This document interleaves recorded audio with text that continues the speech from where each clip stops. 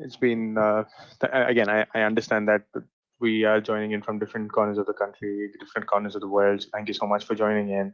Um, but most importantly, I think. But most importantly, I think we're on the verge of a weekend, so we'll probably kick off the weekend with a slightly more informative session. My name is Srinath. I'm a data scientist at Microsoft. Um, Majority of my work goes into building cool, intelligent solutions. Started off my career as a mechanical engineer, and of course, transitioned into a data scientist after that. Um, I've spent almost close to around 7.5, 8 years in the industry of in the field of data science, and uh, and I love what I do more than anything else. Right. Uh, really happy to share my experiences with you folks, and more importantly, introduce you all to this interesting concept of data analytics and data science. So the next 1 hour, 1.5 hour that I'm going to be around, I'm going to concentrate on a couple of things. What I'm going to talk about is, of course, I'm going to give you all an introduction about what is data analytics, what is data science, and how do they have what how do they relate to each other, right? And more importantly, what we're also going to try and do is we're going to try and understand how data science and data science is related to ML and AI. And we keep hearing these terms, right? Deep learning, data analytics, big data, machine learning, and so on and so forth. The idea is to try and demystify what these terms really are in plain vanilla simple terms, so that all of us can relate to what these terms really are. That's the first thing. But secondly, I think the idea, of course, is also to kind of give you all an introduction into how we really solve a problem. Right. So the second half of my session is going to be focused on giving you a simple hands-on on a very small data set, just trying to give you all a try and give you all a feeler of how real world data science problems are solved, right? So I'm going to do some real hands-on coding. I'm going to actually show you how you build predictive models, how do you perform predictive analytics, and so on. But before that, I think a calculator is only as efficient as the user. So just by showing you code, it's not going to solve the problem. But I think we really need to understand what we're trying to achieve over here, and we'll try and give ourselves a brief introduction about what data science really is. Um, Data science, right, by definition, is data science by definition, of course, is a particular field which has got to do with extracting interesting patterns out of data, right? Many a time we see that there's a lot of data that is available with us, but then we don't know what to do with that data, right? What data science tries to do is data science tries to firstly make sense of that data which is with us and draw interesting insight out of it, extract hidden patterns from that data. Now the question could be, what do I do by extracting patterns? And firstly, why should we even extract patterns out of data, right? Um, I'll give you a I'll give you a simple example, and I think we all will be able to relate to it. Let's say, for example, we are working with let's say you're working for a let's say, for example, a milk supplement manufacturer, or let's say a pharmaceutical company. Let's take, for example, there's a company that has come up and said, look, we have a milk supplement, right? Milk supplement, like, for example, your Horlicks, your Boost, Bonvita, Milo, they're all milk supplements. Or, for example, Protein X. These are all milk supplements. Um, and what they're saying is, if you have this milk supplement, if you give this milk supplement to your kid along with the daily dosage of milk, so you give the milk with the milk supplement or the milk, the supplement powder. What they claim is, you have this, you're going to go taller. So you're going to become from what you are. You're essentially going to grow taller, is what they claim. Now, a lot of companies claim this, right? While a few companies claim that if you have milk, you're going to grow taller. A few other companies claim that if you let's say, for example, have take a medication, your diabetes levels are going to go down. And a lot of other companies come back and claim that if you take this particular medication, you're going to lose weight and blah blah blah. And there's a lot of companies that claim a lot of things about what their product can really do, right? But then, if you logically think of it, right, for this particular milk supplement product, This has got to do with kids, right? The young ones of the country, right? They just, and these companies just cannot go ahead and claim anything that they want the way they want, right? So they have got to prove the fact that if you actually have this milk supplement, you really grow taller. They have got to prove this particular fact. Now, let's actually think about how do they go about proving this, right? Any company that has a product, if they claim that that particular product does well, they need to take this process of trying to prove it to the world that, look, actually this really works. But how do you really prove it? You got to prove it mathematically. Just by bringing in a very, very popular celebrity and asking them to endorse a product doesn't necessarily mean that that product is a great product, right? You want somebody to actually endorse it for you, in the sense you want mathematics to endorse it for you, not a celebrity. Correct? So how do you really solve that problem? So what we do in such cases is, let's take a simple example. Let me actually walk you through this simple example. So you have, what you do is you take, let's say, 50 kids, right, who are going to take regular milk, right? And you take another 50 kids, another 50 children who take milk plus this milk supplement, whatever you want to call it. You want to call it Horlicks, you want to call it Bonvita. I'm just calling it a milk supplement for an example's sake. So what you do is you conduct a simple experiment, right? These 50 kids are different from these 50 kids. These 50 kids, the first 50 groups, let's say I'm going to call it group A, and this is group B. For group A, what you do is at the start of the experiment, you measure all their heights, right? So I'm going to call it before, right? You measure all the heights of all the 50 kids.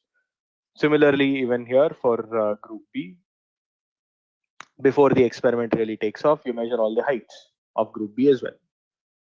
And similarly, what you now do is, once the experiment kicks off, what you're going to do in the experiment is, all these 50 kids that you see here, they're simply going to take milk. They're not going to take anything else. They're simply going to take milk. While on the other hand, this 50 kids, they're going to take milk with the milk supplement. So if these kids play, B also plays. Whatever A does, B also does the same exact thing. The only difference being that while A has just regular milk, a dose of 1 glass of milk every day, group B has milk with the milk supplement. Everything else remains the same. Okay. So what you now do is, after the experiment is completed, you make a note of the heights as well. Like, for example, this is group A. Similarly, after, you make a note of the heights over here as well. So for example, a kid over here, before he probably started, was, let's say, for example, 100 centimeters at the beginning, and then after the whole thing was completed, after, let's say you conduct this for 3 months, you conduct this whole experiment for 3 months, and let's say 105, 108, 110. Similarly, you capture all of that information over here. The same thing you capture. Let's say there was a kid with a height 102, and after the whole thing was completed, this is 108, and blah, blah, blah. You could capture this information for all the 50 kids. Now what do you do? So far, so good, right? So now I need to prove that just having milk was not good enough. Milk with milk supplement has actually made the kids taller. So I got to prove that. How do I prove it? So what I'm going to do after this is, we're going to compute the growth. So we're going to compute the growth. How do we compute the growth? You subtract the two values, before minus after, or after minus before, whatever. You compute the growth. So in this case, the growth is 5 centimeters. In this case, the growth is 2 centimeters, and blah, blah, blah. Similarly, over here, in this case, the growth is 6 centimeters, 5 centimeters, 8 centimeters, and so on. You capture all of that. So now what you do is, for 50 kids, you have the growth, and for 50 kids, you have the growth over here as well. So simply put, once your experiment is completed, you have group A, you have group B, you have the growth of group A, and you have the growth of group B as well. Group A only has milk. Group A only has milk, and group B has milk plus milk supplement. And I've captured information for all these people. So Now, how do I go about and prove this to the world that look, Group A has actually grown taller than Group B? How do I do it? So one very, very simple way that we all kind of can think about is you simply take an average. Right? You take an average of growth of Group A. You capture the average growth of Group A, and you have capture the average growth of Group B. For Group A and Group B, you capture the average growth. If let's say for example, the average growth of Group B, if it is greater than the average growth of Group A, essentially saying that our average growth of Group A is less than the average growth of Group B, what can we infer? What do you think we can infer? Anyone? Any guesses? Let's say after 3 months of conducting this particular experiment, what you've realized is the average growth of Group B is greater than the average growth of Group A. What do you infer? Anybody who wants to answer can actually type in their answers in the chat box. Having milk supplement is, yeah, fair enough, Baji, absolutely right. Diba, yeah, milk supplement provides more nutrients, fair enough. Okay, not a bad that milk supplement is working. Daniel, perfect, yeah, correct. So it's this fair points, absolutely right, right? So just by looking at this, what we're essentially now saying is that look, the average of Group B is greater than the average growth of Group A. So I will assume just because the averages are great, a normal practitioner of mathematics would probably just come back and say, look, this is higher than this, so I can assume that the milk supplement really works. So I will assume that milk supplement is great because the average height is greater than this one. But somebody who is a statistics practitioner, somebody who knows to look at data very well, would never make that claim, because the data according to him that he sees, this is insufficient. What a statistician would come back and say is that, well, great that the average in this particular case is higher. The average of the average growth of milk of the kids having milk supplement is higher than the average growth of people who are just taking milk is higher. Wonderful. But this could have happened simply because there was one kid over here in this group B. There was one kid over here in this group B who was secretly cycling or playing basketball or doing some height growth exercises that nobody else was doing. Hence, this kid grew, let's say this kid grew extremely tall than the others. Or this kid probably had some kind of hereditary characteristics, which probably made this average to actually be much larger. Maybe he comes from a family where everybody is 7 feet tall, right? Or maybe there was one or two kids in this particular group who could have dragged this whole thing onto the other side. Or maybe there were one or two kids on this side who probably weren't having milk, were probably throwing milk in somewhere in the gutter, and as a result of which they really did not get any benefit from the milk whatsoever. My point is that the average growth that we have Group B is greater than average growth in Group A. This could have happened out of randomness as well. There could have been some randomness that could have caused this. A randomness could be something like this, right? So the question is, while a regular mathematician or somebody who understands simple math would come back and say that the average of Group B is greater than average of Group A, so Group B is better than Group A, hence milk supplement is great. That is what a regular mathematics, somebody who understands math would say. But somebody who works with stats would take one step ahead. The difference is that somebody who knows statistics would really understand how to evaluate data, how to understand data, right? How to look at data and draw inferences out of it. So a statistician what he would then do, he would say, look, I'm not just going to look at the average value, I'm also going to look at the spread of the data. I'm going to see how the data is spread out. Right? Why would I look at the spread? Because if there are one or two kids who've grown extremely tall, I might want to eliminate those records or eliminate those observations before I make my inference. Right? So in such a case, a regular inference wouldn't be enough. I would require something beyond regular math. And that's exactly where the field of statistics becomes very important. Right? Now, we haven't done anything out of the world over here. We've done something very simple exercise over here.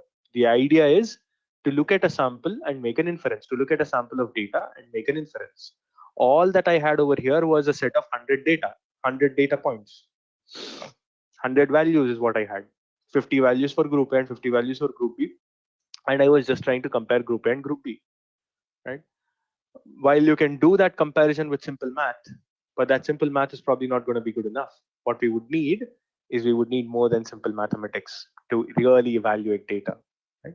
And that's exactly where statistics comes into picture. Mind you, statistics is a branch of mathematics. Statistics is not something which is outside of math. Statistics is a branch of mathematics that helps us understand data, right? See through data really very well. Okay. That is why somebody who wants to extract some interesting patterns out of data will have to learn statistics. That's the fundamental concept of how you evaluate, how you look at data. Let me give you another example, right? Something that's slightly more exciting. Let's say, for example, you are working at a beer brewing company. Okay. Let's say you're working at a beer brewing company. And what you're essentially doing in that beer brewing company is every beer that you manufacture, every bottle of beer that you manufacture is supposed to have, let's say, 4% alcohol. And then it has certain characteristics. For example, taste, acidity, right? And preservative percentage, so percentage of sodium, right? And so on and so forth. There are certain characteristics that every bottle of beer is supposed to have. Now, let's say you are a part of the quality control or QA or QC team, quality control team. What you are responsible for is making sure that every batch of beer that gets brewed is of the best possible quality. Now, what do you mean by best possible quality? What you're going to do is every time you get a batch of beers, what you will essentially do is you'll randomly pick 4 or 5 bottles of beers from that batch. And what you're going to do is you're going to drink and test if it is good or not. Right? I wish that was the case. No, they don't do something like that. What they do is they pick up these bottles of beer and they compare the values of these bottles with a standard set of values that they've already extracted. So based on a sample, they would evaluate if this sample fits in the actual limits or not. Very similar problem again. So for example, if you're looking at alcohol percentage, so you get a set of you get a sample of beers and you measure the amount of alcohol in each of these bottles, let's say 10 bottles. And then you compare if that particular alcohol percentage is the same across all, is similar to the permissible value that you kind of have at the beginning or not. So you compare again. Same problem. What you're trying to do is the average alcohol percentage, is it equal to the alcohol percentage in the standard value that you have? Is it equal to or similar to it or not? Of course, it's not going to be equal to it. It'll be, plus or minus a certain value, right? So what is a good percentage? What is a good tolerance level? Identifying if that is a good quality or not, again, requires a knowledge of statistics, right? Any test that has to be performed, right? And if it has to be mathematically validated based on data, that has to happen via statistics. Right? That is why statistics become super important. Now, I know what you guys are thinking. You're like, dude, you said this is data analytics, and why are you talking about statistics? We'll get there. Okay. Now, while statistics helps us look at data and extract some interesting insight out of data, what we're going to do is we're going to make use of statistics, right? And we're going to perform something. We're going to extract we're going to perform something called as inferential statistics, which is a very popular field of statistics called as inferential statistics. And the idea behind inferential statistics is to infer from a sample and apply those inferences to a population. This is a very popular concept, so to say. Now, this is all great. This is all about stats. But then, when you extract such hidden patterns from data, the question could be that, okay, when there are so many hidden patterns within data, can I actually make use of those patterns? Right? Can I actually make use of those patterns? Apply those patterns on the current set of data, apply those patterns on the current set of data and make some inferences for what is likely to happen in the future. Right? Think about it. I'll give you a simple example again. Let's say, for example, you are working for right? Let's say, for example, you're working for a simple telecom company, right? And one of the things that you're expected to do is to predict is, for example, in your company, what is currently happening is there are, let's say in a telecom company, one of the biggest issue in any telecom company is that, right, there is zero loyalty in a telecom company. That means that at any given point in time, I as a user might decide to quit, let's say this telecom company and join someone else. Like for example, in India, at any given point in time, I might quit Airtel and join Jio, or you might quit Jio and join Airtel, or Vodafone, or some other provider, so to say.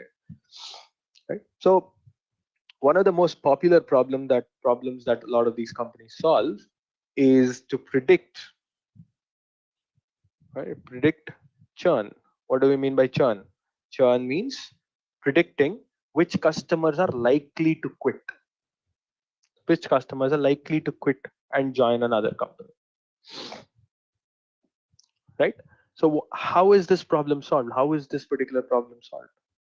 So what they do is, firstly, what a lot of these companies do is what they first capture information of all those customers who have churned out in the last um, X number of days, right?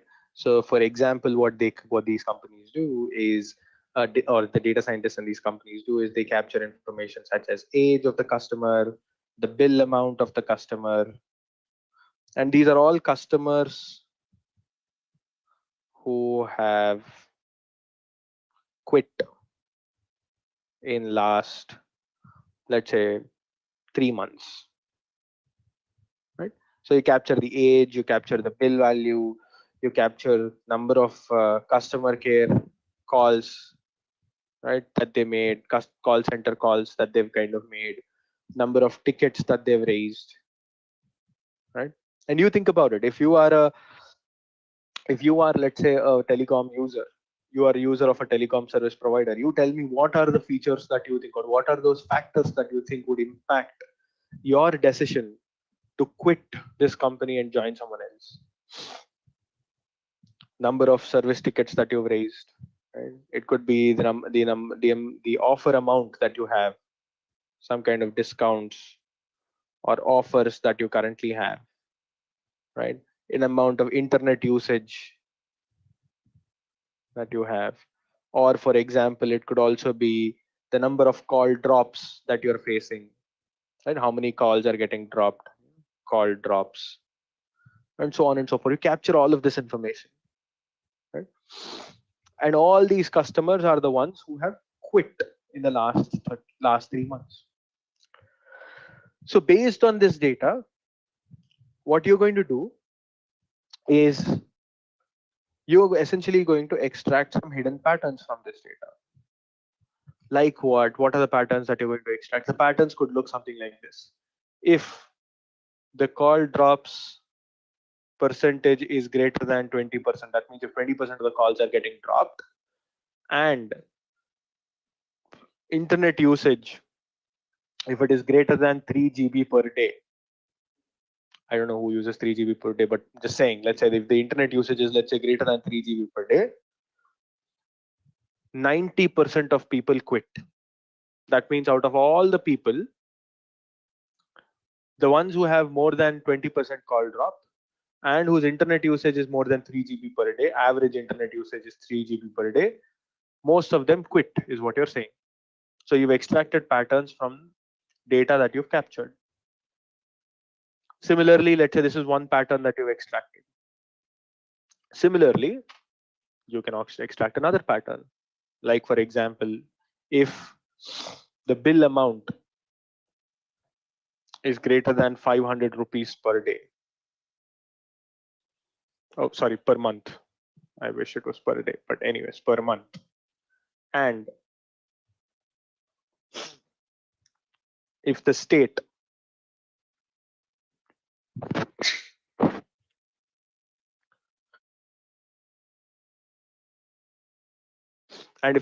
is, let's say, some three specific states, like for example, the state is Maharashtra, and if let's say the state is the NCR region and so on, then people quit as well. This was the second pattern that you've identified. So you've identified two patterns out of the data that has already happened. Now, this is historical data, guys. This is historical information. From this historical information, what we've currently done is we have extracted some insight based on the historical information. You've extracted some patterns out of data. Now, based on these patterns, imagine, can you actually apply these patterns on the current data? So for example, take the current set of customers and look for customers who have performed, who have call drops and whose bill amount is more than 500 rupees. Can you actually apply these patterns on the current data? And what would that give you? It would basically then give you a list of customers who are likely to quit, likely to churn in the next month.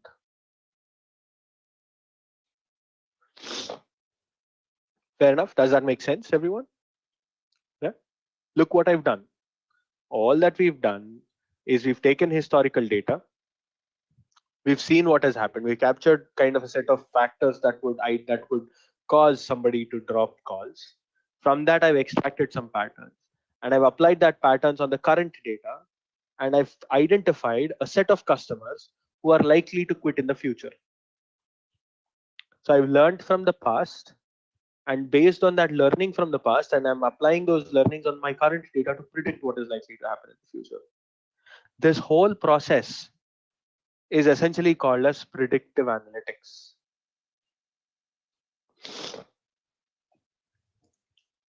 This whole process is referred to as predictive analytics, right? Because predictive analytics now is simply a particular field that will help me learn some patterns from historical data and apply it on current data to predict what is likely to happen in the future.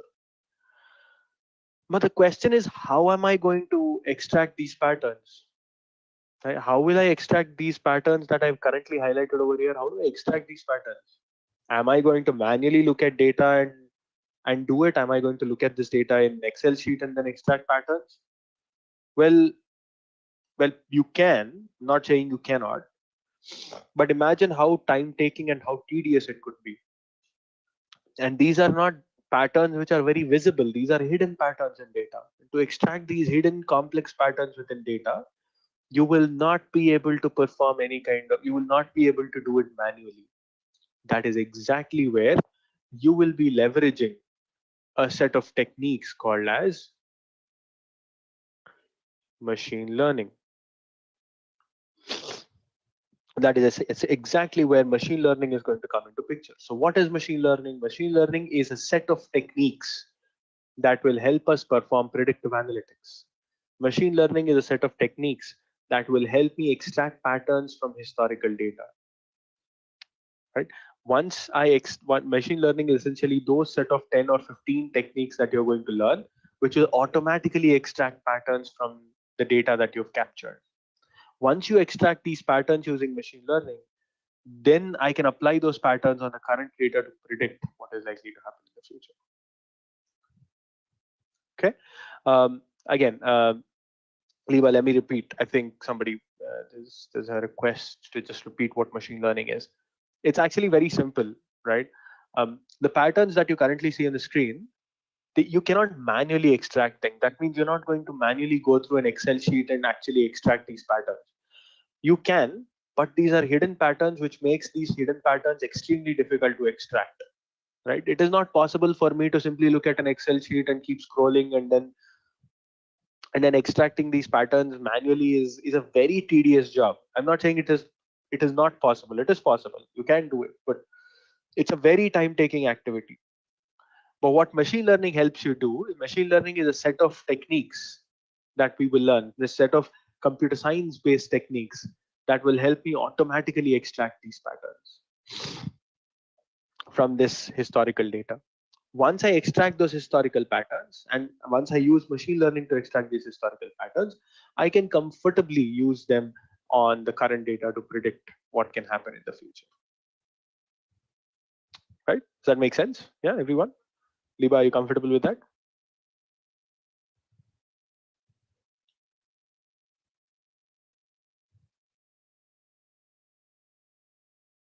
Wonderful. So with that, what we've just learned is statistics is a field which is wonderful, but statistics helps me infer some kind of insights from data. Statistics helps me to perform these kind of traditional comparisons like what we've done a while earlier.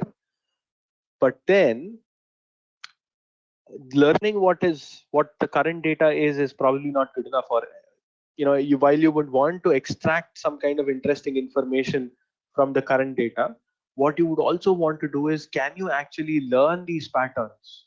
Can you actually build an algorithm or build a set of techniques that can automatically learn these patterns?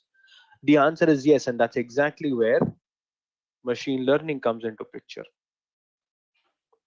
Right? So from traditional statistics, we are essentially progressing into machine learning, and this machine learning helps me perform predictive analytics because I'm predicting what is likely to happen in the future. Exactly. After extracting the patterns, we perform predictive analytics. We don't extract data, we extract patterns. Once you perform pattern extraction, on those patterns, what we're going to perform is predictive analytics. We're going to predict what is likely to happen in the future. Okay. Now, this is all great. This is all wonderful. We started with statistics. From statistics is great. See, by the way, the question is, can I not perform predictive analytics using statistics? The answer is yes, you can. Predictive analytics can also be performed using statistics. But remember, statistics is at least, right? Statistics as a concept is a few centuries old concept, right? A lot of interesting techniques from statistics have been learned and have been extracted at least 100 years ago. So statistics is a very, very old concept, and statistics is a field of math. While statistics is wonderful, and you can perform predictive analytics using statistics as well. But what machine learning does is machine learning gives it a computer science way of extracting patterns. While statistics is great, it is a mathematical approach, right? It's a very mathematical approach to solving problems. Machine learning, on the other hand, takes a completely different direction. But machine learning says, okay, this is great, but can we actually build algorithms that can automatically extract patterns? So this is a computer science. Machine learning is basically a birth child of the field of computer science. So machine learning comes from the computer science industry. Both these put together, while we are going to use statistics and we're going to use machine learning, we're going to use both techniques collectively to perform predictive analytics. I'm not saying predictive analytics can only be done via machine learning. Machine learning can be achieved, predictive analytics can be achieved both via machine learning as well as statistics. Statistics is a child of mathematics. Machine learning is a child of computer science. Okay. Now this is all great. Now when we call predictive analytics, right? Predictive analytics, again, machine learning is not simply going to just help us perform predictive analytics. There's a lot more that even machine learning helps us perform. We'll learn about it in more detail as we go along. But I think broadly speaking, this is what we're trying to achieve over here. Now, just like how we kind of predicted churn over here, churn is not the only problem that you're going to solve. Right? There are a ton of problems that you could typically solve. Like for example, let me just erase all of this.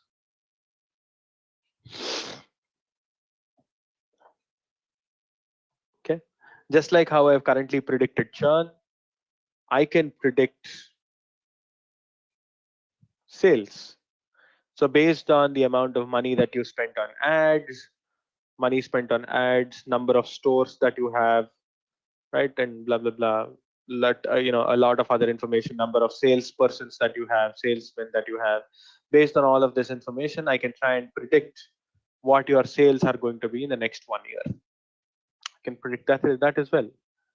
Credit, absolutely, Baji. Credit card fraud detection can also be done, right? Fraud detection based on a transaction that you perform. All credit card companies already do it, right? Based on the credit card transactions that you perform, the credit card companies predict if that transaction is fraudulent or not. Fraud or no. They predict if it is a fraudulent or non-fraudulent transaction. That is also a predictive analytics. They're trying to predict a fraudulent transaction before it actually happens. Right? So these are all applications of the field of machine learning and machine learning and predictive analytics. And of course statistics as well collectively. Now, while this data that you currently see is regular, while all of this data that we're currently talking about is all that kind of data which can nicely be stored in a tabular format. Right? All of this data that we're currently talking about, they're all data which can be comfortably stored in a nice tabular format. Such data, right? Let me just erase all of this out.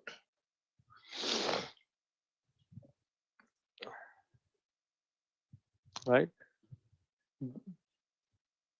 Majority of the data that we have currently today, data can be broadly classified into two categories right now.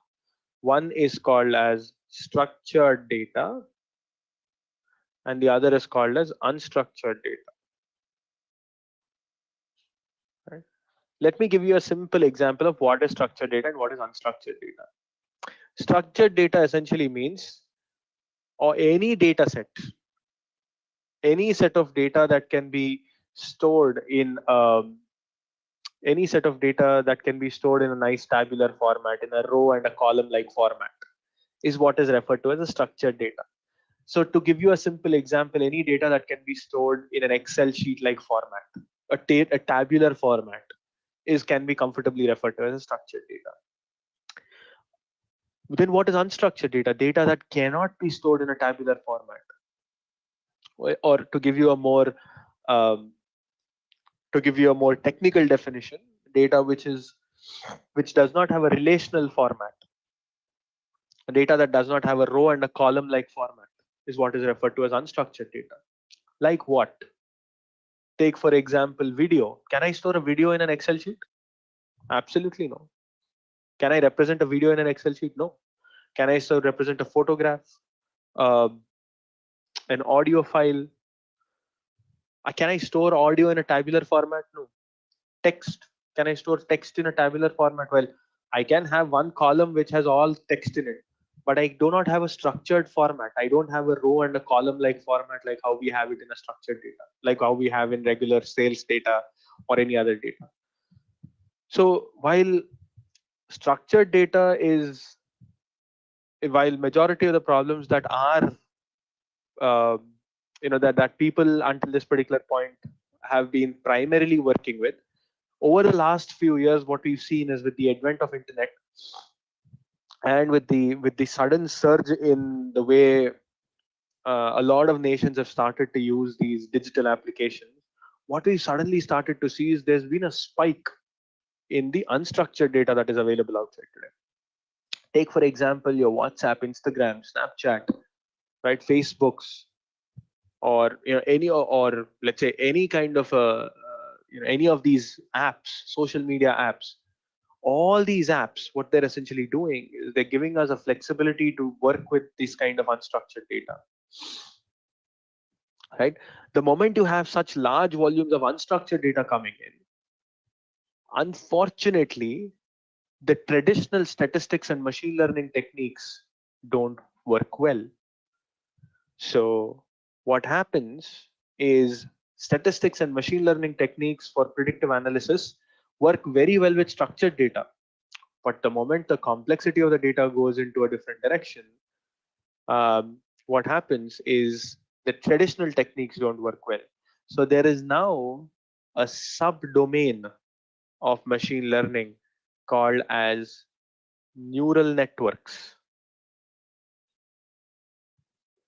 right? Neural networks, also referred to as, the advanced version of it is referred to as deep learning,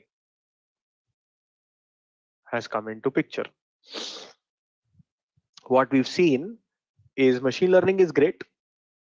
It can solve traditional structured data problems. But the moment you have unstructured data problems, that moment you want to extract some kind of insights from unstructured data, I'll give you a simple example. There is an image, and I want to identify if this person is a male or a female. I have an image. I want to identify if this is a cat or a dog. I want to identify if this is a cat or a dog. Or take, for example, your Tesla, your self-driving car, or your driverless car, however you want to call it. So a driverless car, how does it really work? The fundamental concepts of a driverless car are basically like this. What a driverless car does is the car at every given point in time, right? This car at every given point in time, what it simply tries, it has sensors all over its body, right? The moment there is a person in front of it, these sensors, they capture this information, right? And there is some kind of intelligence over here that predicts, that identifies, oh look, this is a man. It predicts that this is a man. The moment it predicts that this is a man, the automatically what this does is this triggers a brake to your wheels. This says that, you know what, you should actually apply a brake. So identifying that a person standing in front of it is a man, or identifying that the thing in front of it is an obstacle, right, is based on a video stream. Remember, this is a video stream, right? Because as the car is moving front, whatever data that it sees, whatever this sensor is trying to capture is a simple video. So extracting that kind of intelligence, trying to replicate how a human brain works, is what this subfield of machine learning is trying to do. And we call that as neural networks.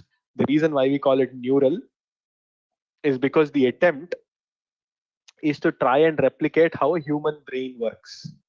Right? Neurology essentially means the, I'm sorry about this. A neurology, or the field of neuroscience, essentially has got to do with the way your brain works. So for example, yeah, Remlin, video stream, when I say a video stream, a simple point, right? For example, right now as we speak, you're watching you're watching a video. As I speak, the video is being streamed to you continuously, right? So as the video is continuously getting streamed, and as I speak to you, there is audio and there is video, both happening at the same time. There is video, which is basically whatever you're seeing on your screen, and there's audio, whatever I'm currently talking, right? So you could solve a couple of problems. Like for example, you could try and do some kind of an emotion detection on my voice. You can identify with what emotion I'm speaking. Am I angry? Am I happy? Am I excited? Am I neutral? You can perform some kind of a emotion detection on top of the way I'm currently speaking. This is based on the speech. If, for example, I'm giving you my own face, let's say, for example, I turn on the camera for a second and I show you my face, then you can continuously try and identify where I am in that particular image. Right? A video stream essentially means the continuous feed of video that is coming to you is what is referred to as a video stream. And the moment such continuous video keeps coming, extracting patterns from that video becomes extremely critical. I'll give you a real world example, right? And this is a problem that we were solving for. This is a problem that we were actually solving for oil manufacturing company.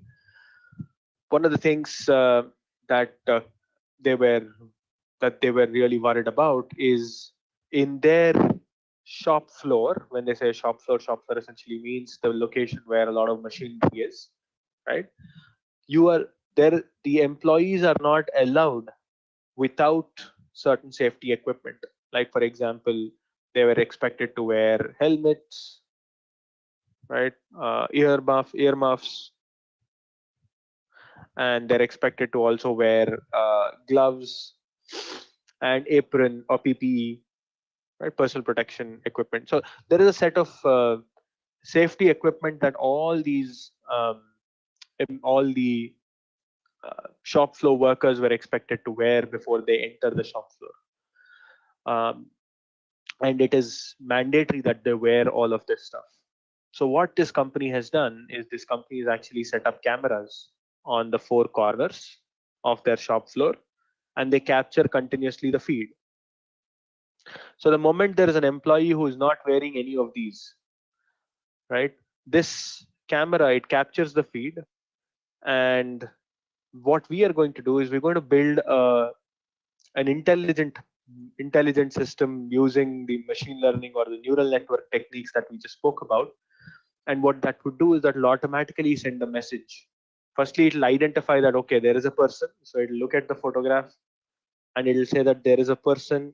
So it'll identify that there is a person, and it'll identify that, look, this person is not wearing his gloves. So it identifies that there is an issue over here and over here, and it'll send it out to, let's say, the shop floor manager during that particular point, right? So performing something like this would require a little more knowledge than, well, firstly, this is not regular data, this is unstructured data, and working on data like this would require a little more knowledge than your irregular machine learning techniques, and hence that's where deep learning really comes in very, very handy whenever you're working on unstructured data. Okay. Now, remember, neural networks or this deep learning is not a different field. This is a subfield of machine learning only. Right? Now, all of this put together that we just spoke about is what is referred to as data science. All of this put together is what is referred to as data science. Or earlier it was also, and if you just look at the first few sections, for example, if you just look at the statistics and the machine learning part, and if you avoid the deep learning part, it's also at times referred to as with the term data analytics at times. Right? Data analytics has a very different connotations at a lot of places, but the idea, of course, being that the whole field put together is what is referred to as data science. In a lot of ways, all these techniques that we're currently seeing, they're not new. They have been here for a very, very long time. Like for example, statistics is at least a century-old concept. Machine learning is at least 4 decades old. At least 4 decades old. The first time the term machine learning was coined was in the year 1960. This was coined for the first time in the year 1960. Right? So neural networks was first introduced in the year 1980s. Right? So for all you know, all these concepts are not new. They have been here for a very, very long time.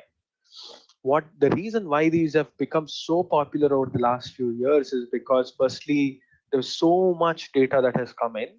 Suddenly what we've realized is, and I'll show you what I mean by large volumes of data. So look at this. If you observe from 1990s to 2000 to 2010 to 2020, if you look at the blue and the green bars, firstly, the green bar itself is increasing, which the green line over here indicates the volume of structured data.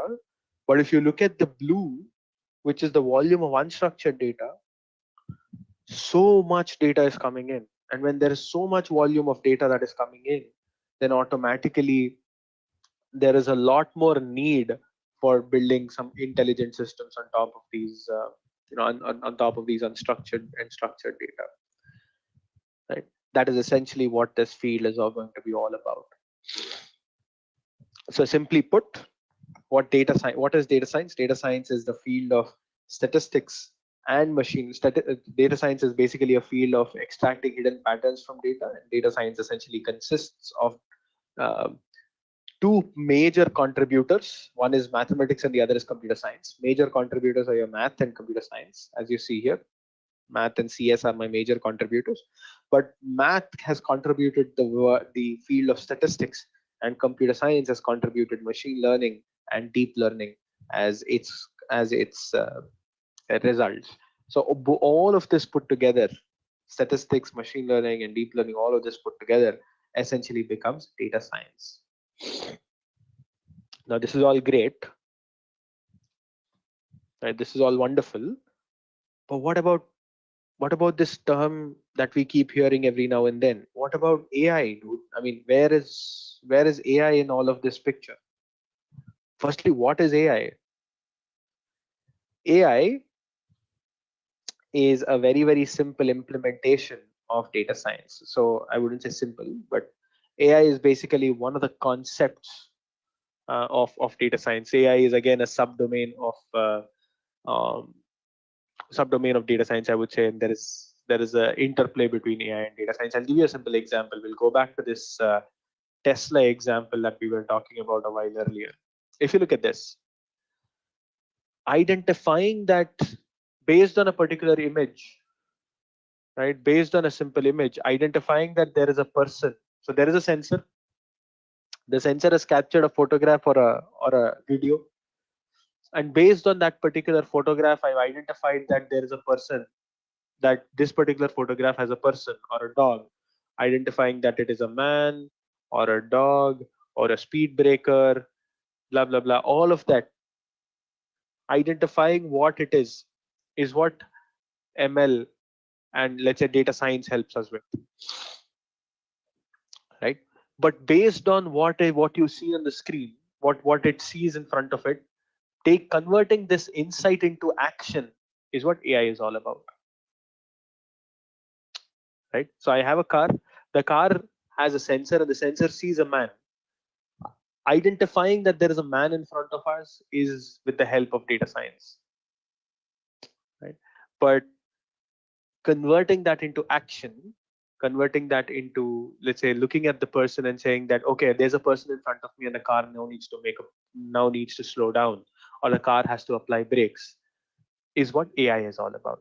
So AI, in a lot of ways, is artificial intelligence, but also can be referred to as automated intelligence. Right? Automated intelligence. So think of it like, if there was a man over here, what he would do. If a man suddenly sees, if there is a driver over here and the driver suddenly sees a dog in the road, what would a man do? He would slow down. Right? So currently what we're doing with AI is we're trying to replicate how a man would behave. Firstly, identifying that there's a man is one problem. The second problem is, based on what you see, applying brakes and identifying how much to apply brakes is what AI is all about. Okay, so the application of data science is what AI is all about. Let me give you another simple example. Take, for example, right? Take that the telecom company example that I just spoke about a while earlier. Right? You have predicted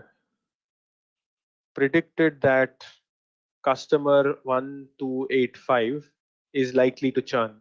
Let's say you've predicted that 1893, 265450, these three customers are likely to churn. You've predicted churn, that these three customers are likely to churn. Predicting that these three customers are likely to churn, how do you perform this prediction? You perform this prediction based on ML. We just spoke about that a while earlier. But not only predicting, but actually taking one step further and saying that, okay, these three customers can be retained by giving them offers. So for customer one, give him a 10% discount on bill. For customer two, give him, let's say, 3 months, 3 months, let's say, Netflix subscription. And for customer three, give him some other offer. Based on our understanding, these 3 customers are likely to quit, but these 3 customers, if they're giving these 3 offers, they're likely to retain. So you automatically send these offers to them. That is exactly what artificial intelligence is all about. So based on based on a certain amount of intelligence that you've extracted using ML, you automate that and you somehow find a way to retain these customers automatically. Giving them the right offers straight away and trying to retain them is what AI is all about. Okay. Now, what we are currently going to do, while this is all great, while this is all wonderful, now I'm actually going to give you a simple example of how you solve a problem using, let's say, a simple machine learning technique, a statistical and a machine learning technique in Python. I'm just going to give you a small introduction to how this can actually be done. Let me just quickly open up.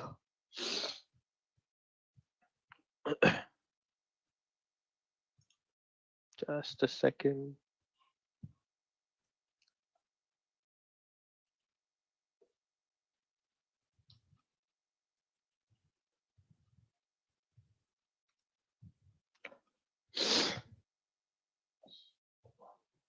Okay. And there you go. Right, there you go. Now, so what you see on the screen right now is called as Jupyter Notebook. Now, as I said, currently, and let me actually go back. Let me just go back for 1 minute, and I just want to talk about all of this in a slightly different perspective. So right now, what we spoke about is these. What we spoke about is we said, look, there is statistics from a tooling standpoint.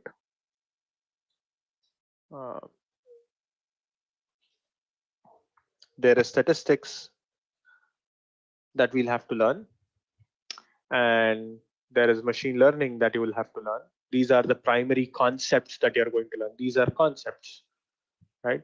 But how are you going to learn these? Because if you were to learn statistics and machine learning, that's great. So what we are going to learn is there is statistics and there is ML. You're going to learn these two, which is wonderful. But along with these, you of course need to learn how to apply these two. You're going to learn statistics and you're going to learn machine learning, but just by learning the concept, it's not going to be good enough. And I'm not going to perform any of these analysis using pen and paper, right? So I need a set of tools that will help me perform these. So what are the tools that I'm going to learn? The tools that are really very popular are R, Python, right? R and Python are really popular open source tools that are available out there today that we can use to perform any kind of statistics machine learning. R has over a period of time slightly dipped in the importance. Python has become really very popular right now. The best tool is Python, undoubtedly. There are still a set of teams that are still working on R. But my suggestion, my honest suggestion to you would be to learn Python as much as you can to start with. If you want to learn R separately, you can feel free to learn R. But the industry, the way it is today, Python is the primary tool of choice. So I would suggest you to pick up Python whenever you want. Whenever you're learning data science, the best way to learn is by using Python.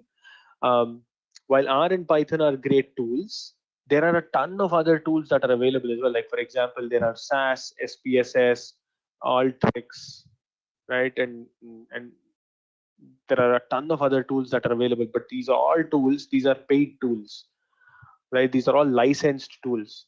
And what has happened is over a period of time, these tools have really lost traction. Right now, almost 90 to 95% of the people who work in the field of data science more or less either use R or Python for sure, and Python primarily in a lot of scenarios. So what is R and Python going to help me do? So what they are essentially going to help me do is they will help me in performing these statistics and applying these statistics and machine learning techniques on top of data. So they are going to help me perform these predictive analysis. There are some pre-built libraries that are available which will help us perform these predictive analysis. That's number one. Now, number two, remember all this while that we've been talking about, we said that all this is great, but what is the base of all of this, right? What is the fundamental base for all of this? The other thing, if you do not have data, right? Data is like the basis for all of this. So you require to work. You need to know how to work with data. So when I say you need to know how to work with data, you essentially need to have the skill set to perform any kind of data slicing and dicing. Like for example, you should have the knowledge on what databases are, right? You need to have the knowledge of SQL, structured query language. You need to know how to work with data, because if you do not know how to fetch data, you will not be able to do any kind of analysis, because data is like oxygen for us. Now remember, when I say ask you to learn SQL, I'm not asking you to learn how to store data in SQL, how to perform any kind of database administrative activities. No, that's not my focus. Our focus is going to be to perform um, basic crude operations. Like for example, how do you extract data? How do you perform some kind of quick data slicing and dicing? How do you do run group buys? Right? Performing those kind of concepts is what I'm typically referring to right now. That's essentially what I mean by SQL. Learn how to work with SQL. Now, additionally, what is also going to happen is, because we're going to work with data, over a period of time, what we'll suddenly see is that the volume of the data suddenly starts to get bigger. Like for example, let's say you're suddenly working with Twitter data, Twitter feed, right? Let's say you're working with Twitter feed. Now imagine the amount of data that you're going to work with Twitter feed. Or let's say you're working with some kind of data that is generated from an airplane engine, let's say. Imagine the amount of data that airplanes generate. Tons and tons of data is what they generate. They generate some petabytes of data, right, on a monthly basis. What do you do with such large volumes of data? Unfortunately, R and Python will not be good enough to solve those, to handle such large volumes of data, right? You cannot apply statistics and machine learning just by using R or Python in such cases.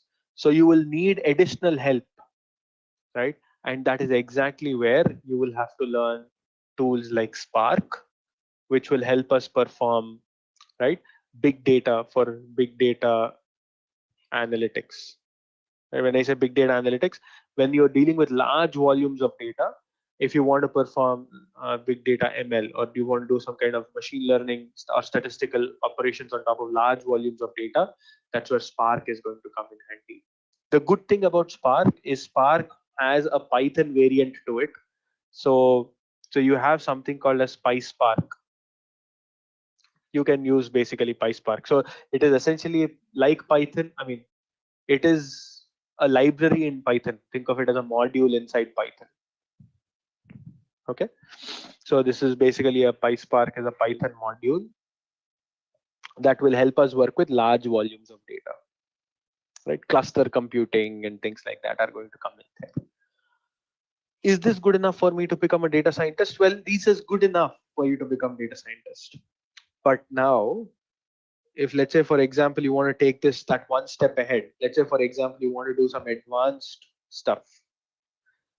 So for example, you want to learn, in addition to machine learning, let's say you also want to learn in here, you also want to learn deep learning, right? Now, whenever you want to learn deep learning stuff, right? Whenever you want to learn deep learning, now what deep learning will require you to do is, deep learning will require you to learn tools like TensorFlow, because again, to perform such kind of complex deep learning or neural networks, right? Again, Python is good. Python can perform deep learning, but there are certain specific tools, like for example, TensorFlow, which is also a Python module. When I say Python module, it is just a set of software on top of Python. So you will learn Python anyways, but along with Python, you'll have to learn TensorFlow. right? Or there are a couple of other tools which are available, right? But this is, for example, if you want to learn the advanced stuff, TensorFlow, there is PyTorch, right? And TensorFlow is a library, absolutely correct. It's a module or library, however you want to call it. Is a Python library or a Python module, right? There is something called as PyTorch. These that you're currently seeing, this is for the advanced deep learning stuff. So whatever I've highlighted in red is for deep learning, so to say. This is also again based on Python only. This is one of the reasons why I'm saying if you're learning anything, please learn Python, right? Because the learning is scalable, because Spark has a PySpark variant. TensorFlow and PyTorch are based on Python again, and Python is also really very popular for performing regular ML work. So learning Python is actually going to be quite easy and quite good for you guys as well. I'm not saying R is bad. R is good as well. R is a decent tool as well. But it's just that over the period of time, last few years, Python has become more popular. Okay. Now I see a question over here saying, what about Tableau? What are these tools? What is Tableau? What is ClickView? What is Power BI? What are these tools? Now, these tools are basically data visualization tools.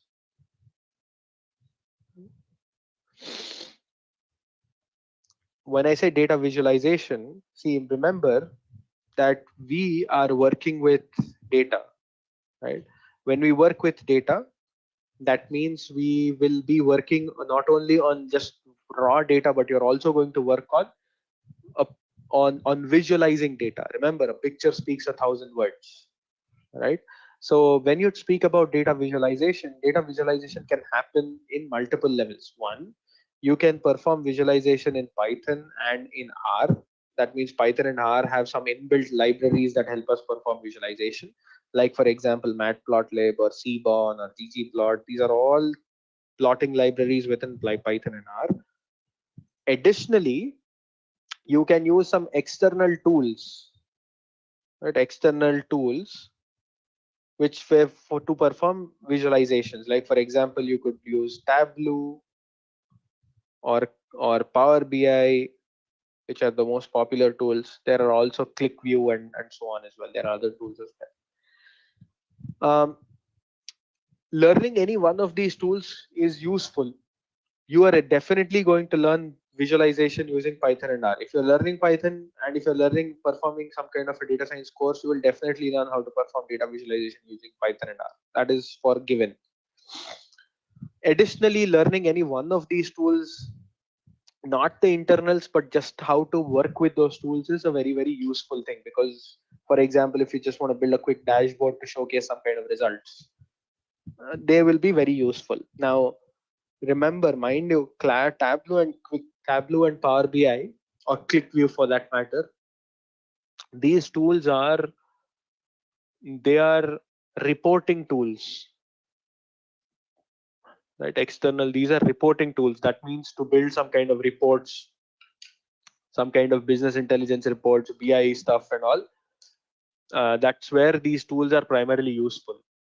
So do not get carried away by simply saying that, okay, just because I've learned Tableau, you become a data scientist. No. Remember, our primary skill set is, our primary skill set as a data scientist is learning the core concepts of statistics, machine learning, and knowing how to apply them using Python. Right? Everything else is Python or R. That's where your core skill set really is. Learning Tableau and Power BI are just add-on skills, right? So if you were to ask me, if you were to tell you what are mandatory, the ones that are mandatory, I'm just going to mark them with blue. So this is mandatory. This is learning. This is mandatory. Learning any of this is mandatory. This is mandatory. At least to start with, the ones that I've highlighted in blue are mandatory. Okay, this anyways you're going to learn data visualization. Good to have, right? From a data science standpoint, right? This is, from a data science standpoint, this is second category. This is basically advanced level. I've just put a 2 under there. right? This is all priority 1. You have to learn these for sure. The blue star with the 2 underneath are priority 2, but they are also data science specific, right? This is a good to have. This is good to learn. Nice to have or good to learn. I wouldn't say this is mandatory, but this is good to have tool. So Liba, yes, absolutely correct. Tableau and ClickView, Tableau Power BI tools are primarily used for performing reporting. Okay. So in short, this is what you need to learn, guys. I mean, if you want to become a data scientist, you want to enter the field of predictive analytics and that space, the data science space, what you see on the screen is essentially what you'll have to learn. Okay. Most of the courses would, look for courses that really offer the blue stuff that you see on the screen right now. That is really important. Those are the core concepts that you really have to learn. Okay. So what I'm going to show you is I'm essentially going to show you, if using Python, I'm going to show you some kind of simple visualization. I'm going to show you how to build a simple predictive model. And probably the ones that you see on the top level is what I'm going to quickly show you. And I'll give you a feeler for how to build a simple predictive model in the next half an hour. Yeah, let me just quickly switch. So right now, what you see over here is called as, this tool that you're currently seeing is referred to as a Jupyter notebook.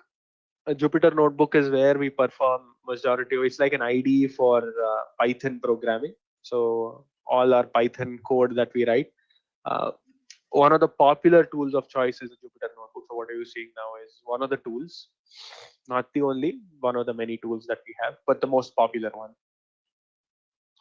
So pandas, remember, right? Python is a programming language. Pandas is a module. This is a framework within Python, which helps us to work with tables, tabular data. Okay, which helps us to work with Excel files. So if you look at this, right? So if you see read CSV, Excel, right? HTML, JSON, Pickle, Parquet, PSS, SQL table. So this basically gives us the flexibility to work with external data. Okay. Let me quickly show you the data in itself. That will probably give you an idea of what we are going to currently work with. So right now I have this data set that you see here. This is a data set that has been put up by a bank, right? It's a banking related data set. I have close to around 5,000 observations over here. As you see, 5,000 records. Each row is essentially an observation.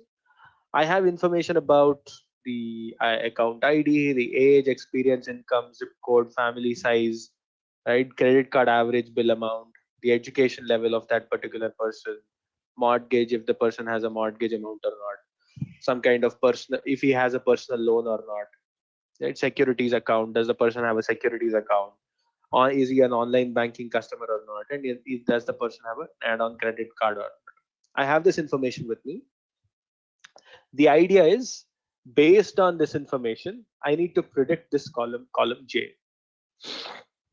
So what the bank is interested in is saying, looking at the customer's information and customer's demography, I'd like to predict the likelihood of an account holder taking a personal loan.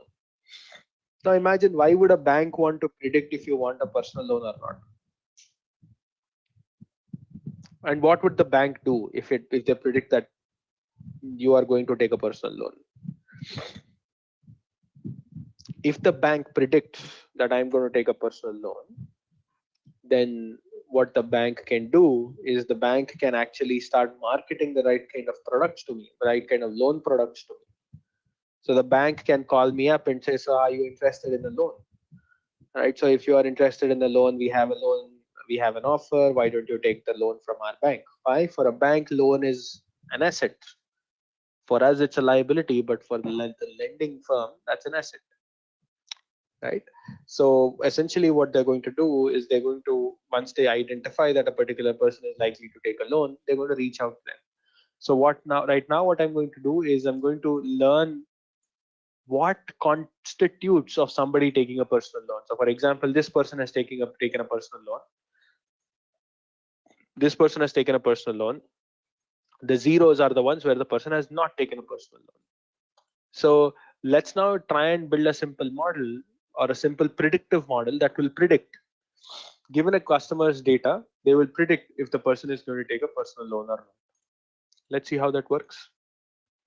So right now what I'm doing is I'm simply reading this data, right? So the moment I read the data, you see I'm reading a CSV file, just read a CSV file.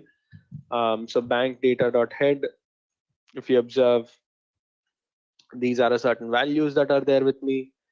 This is the data that I've currently read, right? To start with, what we are going to do is we're not going to use all of the data because to start with, what we're going to do is we're going to work with just a few columns. Let's just work with the age, income, experience, and personal loan. Again, in the interest of time, let's look for how to build the same problem using just these 4 columns to start with. Okay, so I have age, income, experience, and personal loan. Based on these 4 columns, I'd like to now predict the likelihood of somebody taking a personal loan. So based on age, income, and experience, I'd like to predict the likelihood of somebody taking a personal loan. Okay, let's actually go ahead and look at our data. Let's look at some quick summary statistics about our data. So I'm going to use a simple function called as describe. So when I run this simple function, it gives me a quick description about age, income, experience, and so on. So what it is saying is the average age is around 45, the minimum age is 23, the maximum age is 67. Similarly, there are 5,000 observations. Average income is 73 in thousands, 73,000. Minimum value is 8, maximum value is whatever, 224. Similarly, experience, minimum value is -3. How can experience be negative if you observe? How can experience actually be negative? Experience cannot be negative. Yeah, you cannot have negative values in experience. So what we're going to do, and it could have happened because maybe the data was incorrectly populated or somebody may fudge the data, something's wrong with the data for those observations. So what I'm going to do is I'm just going to clean those observations.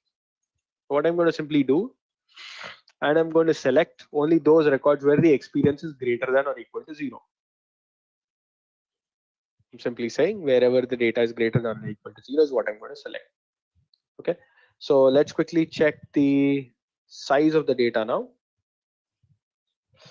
So I have now 4,948 rows and 4 columns, right? Returns.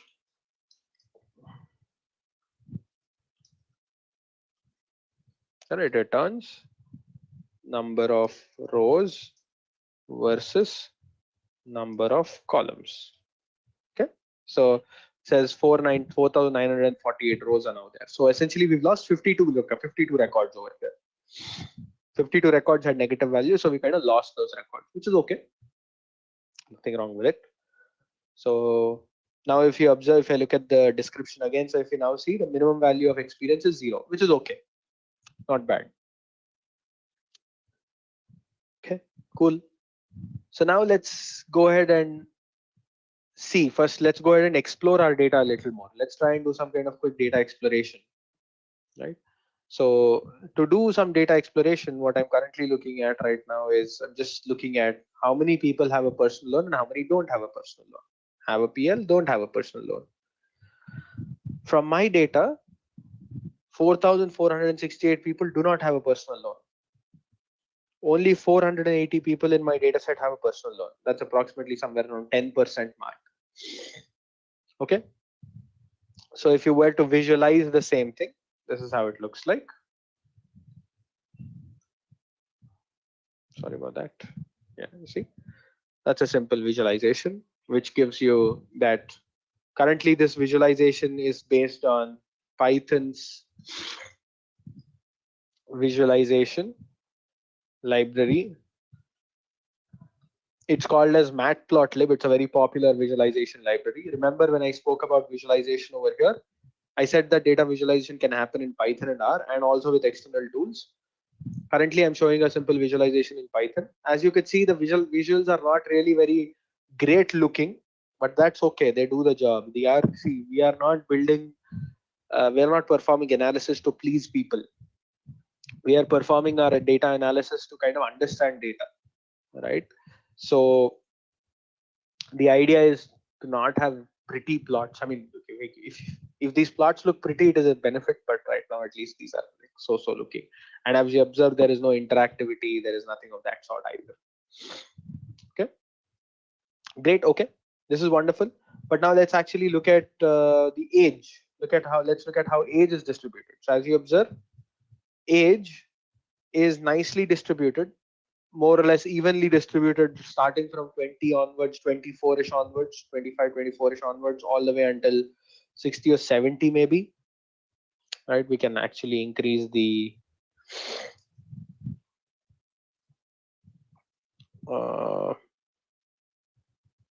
just a second. Yeah, okay. So right now, as you observe, the data ranges from around 24ish all the way until 70ish, 70, probably 80ish maybe, goes all the way until there. That's what your data really looks like. As far as age is concerned, cool, fairly decently distributed. Look at income. The moment I look at income, income has a very interesting distribution. Majority of the values are in the lower section, while there are a few values which are on the higher section. So what you see on your x-axis is basically the income, and the y-axis is the counts. And this chart is referred to as a histogram. Okay, what it is telling you is between 0 to 100, majority of the values are there, and from 100 to 200, 200 and 100 and greater than 100, you see lesser number of values.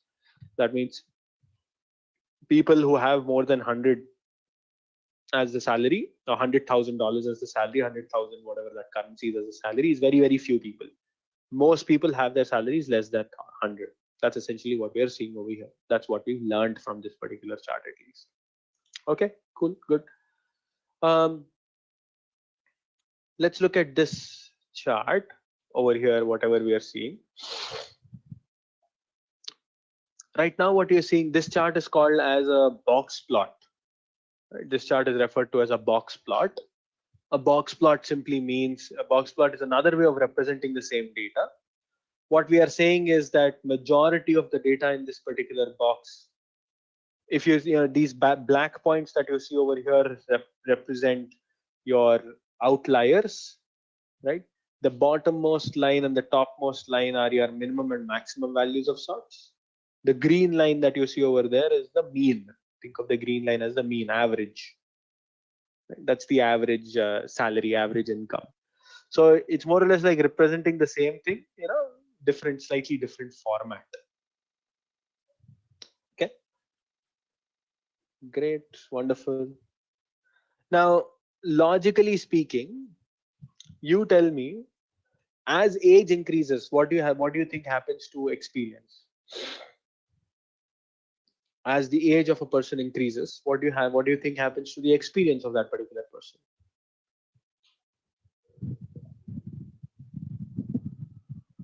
Anyone? Any guesses? As the age increases, what do you think happens to the experience? Should it increase or decrease?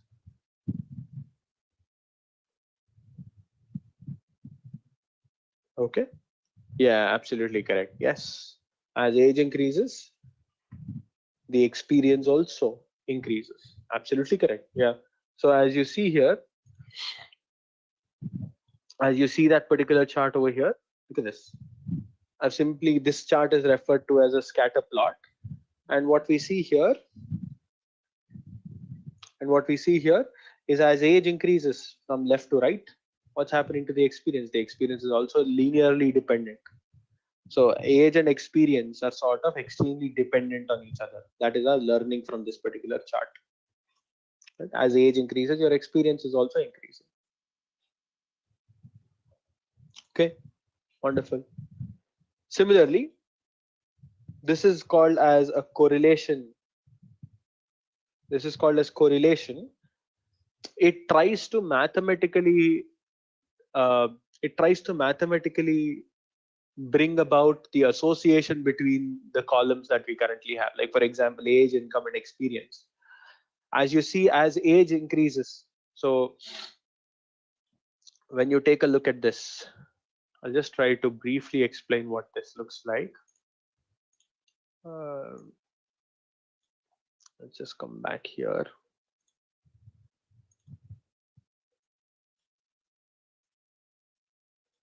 So the way to understand this particular chart. It's actually a very cool chart, very interesting chart.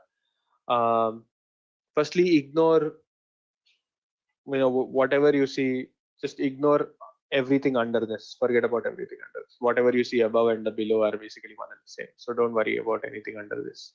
Just look at these three numbers. So what you're saying is, if you look at this value,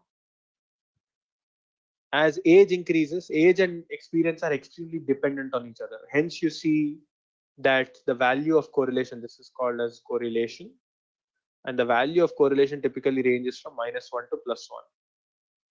So for example, if there are values which are extremely dependent on each other,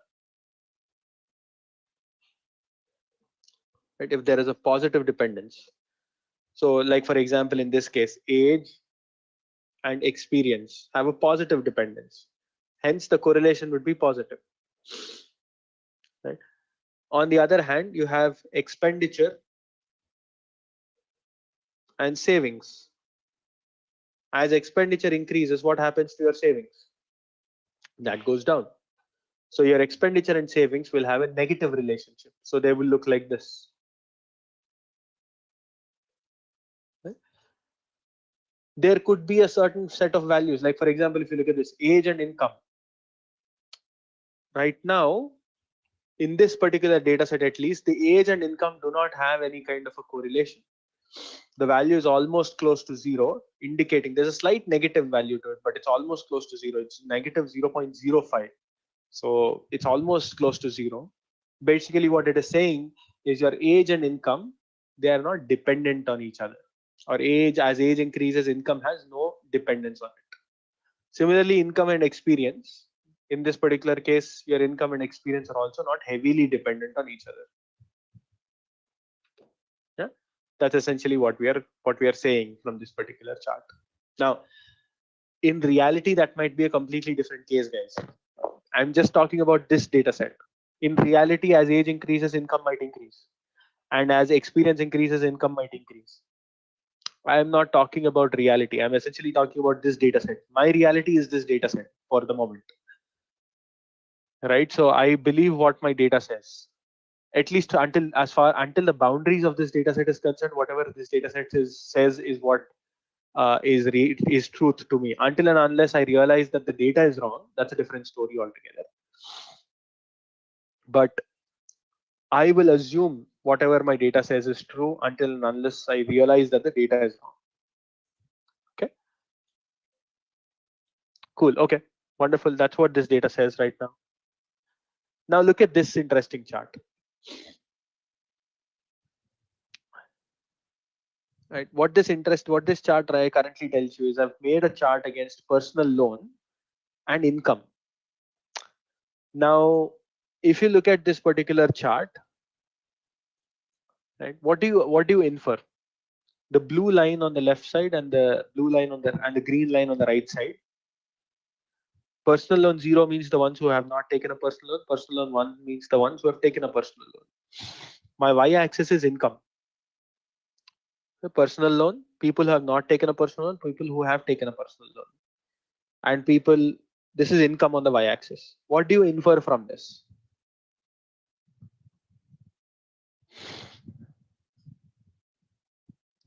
What do you infer from this?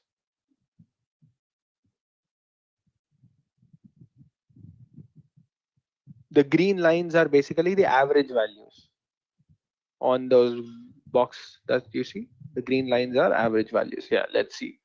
I have a couple of answers over here. People who have taken personal loans have higher income.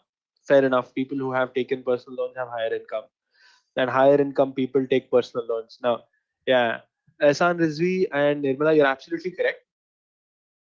Great point. But I think what you need to understand is this is now becomes a wordplay. Now, I can either say that people with higher incomes only get personal loans, and I can also say people with higher incomes are the ones who take personal loans, or I can also say the ones who take personal loans actually have high incomes, or the ones who take personal loans earn higher. I can say any of these. The point is that one thing that I know for sure is that personal loan and income are dependent on each other. I don't know in which direction. I don't know if higher incomes cause personal loans, or the probability that somebody takes personal loans impacts their incomes. I don't know if they are dependent on each other. But technically, what we are saying is that more personal loans means more income, or more income means more personal loan. In either ways, they are dependent on each other. The point that I'm trying to make over here is that correlation is not always causation. Just because I see that income and personal loan is dependent doesn't necessarily mean that more income causes a personal loan. Or just because you have a personal loan doesn't mean you'll earn more. So correlation is not causation. They are correlated. In this case, these two are related to each other, but they don't explain causation. Okay. So I think that's something that you really have to understand with the data. Now, if I am a, if I am a data scientist, and if I want to make use of this insight in the way I want, I can manipulate 100 other people around me and make them believe that if you take a personal loan, your salaries are going to increase. Right? I can end up I can end up becoming a fortune teller and a sorcerer, saying, "You take a personal loan, sir, your salaries are actually going to go up." Well, you know what, data scientists, and it'll be very hard for somebody to disprove me. It'll require another data scientist for me to disprove me. Right? The point being that data scientists really need to use their tools very well. There is an element of ethics that is involved with all of this as well. While data gives you a story, or you have to put this data in the right context. There is an insight, but you have to put that insight in the right context. Else, the insights could be extremely misleading, like what you see over here. I can make people believe, looking, showing this chart, that you take a personal loan, your salaries are going to go up, which is by all means unethical. So, really very important point. Firstly, ethical behavior is super important. Secondly, correlation doesn't mean causation. So don't assume that just because these two are related, one is causing the other. You don't know that for a fact until and unless proven. You need to prove that. Okay. So while you might want to hug your data and be as close as possible to data, just have that objective opinion about data as well. And it's really important that you wear that kind of a hat. Okay. Awesome. Okay, cool. This is all great, guys. I mean, this is all wonderful, but let's actually cut to the chase. Let's actually build the model itself, right? Let's actually see what it means to build a model. So the idea is I'm building a model where I'm using a target variable. So when I say a target variable essentially means the variable that I'm interested in predicting. What am I interested in predicting? I'm interested in predicting personal loan. So that is my personal loan. And what are my input features? Input features means the factors that are causing the personal loan. According to me, the factors that are causing the personal loan are income, experience, and age. Causing or are factors of personal loan are these three currently. That's what I'm assuming. Okay. So based on these three, I have this information. So I'm splitting my data right now, just splitting it into X and Y. This is a very common notation, guys. All your dependent variables or your target variable, or whatever variable you're interested to predict is always represented by a y. The ones that you're interested in, the features that you're going to use to perform the prediction are represented by x. Okay. Cool. What we are now going to do is it's a very simple and interesting step that we're going to perform now. What we're going to do is we're going to split our data into two parts. Okay, so we're going to split our data into two simple parts. Now, why am I going to split my data into two parts? I'll split my data unequally, right? One part which has 70% and the other has 30% approximately. Right? What I'm going to do with this data is this data set is called as my train data set, and this is my test data. What is the science behind this? It's simple. What I'm going to do is I'm going to extract patterns on this data set. So I'm remember that pattern extraction that I spoke about. So I'm going to use the ML techniques and I'm going to perform pattern extraction on top of this data set. So I'm going to use this data set to do all kind of pattern extraction. Great. Then what will I use this data set for? So what I'll do is once I extract the patterns, I will predict on this data set. On my test data set, I'll perform the prediction and then I will compare my prediction to the actual values. I will compare and see if they are good or not. If the predicted values and the actual values, if they're exactly the same, then I have a great model at hand. If my predicted values and the actual values are not the same, then that means my model is bad. That means my model is horrible. Does that make sense? Yeah, that's the idea behind the train and test. Train means the data set that we are going to use to build the model. Test is the data set on which I'm going to evaluate. If I use all the data to build the model, then I will not have anything to test, right? So I really want to evaluate my model on unseen data. So what I'm going to do is I'm going to randomly split my data. So splitting data into train and test. So what will happen now is when I split my data, because I have X and Y, right, I will end up creating train data, which is X train and Y train. And I will have test data set, which is X test and Y test. So simple, sorry.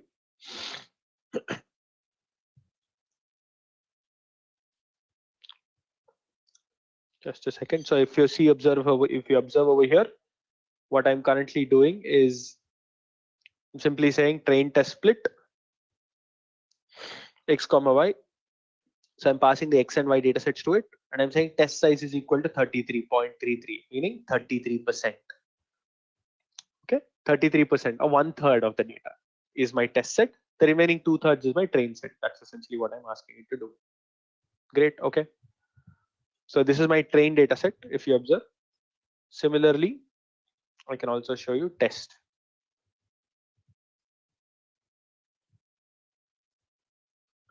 See, if you observe,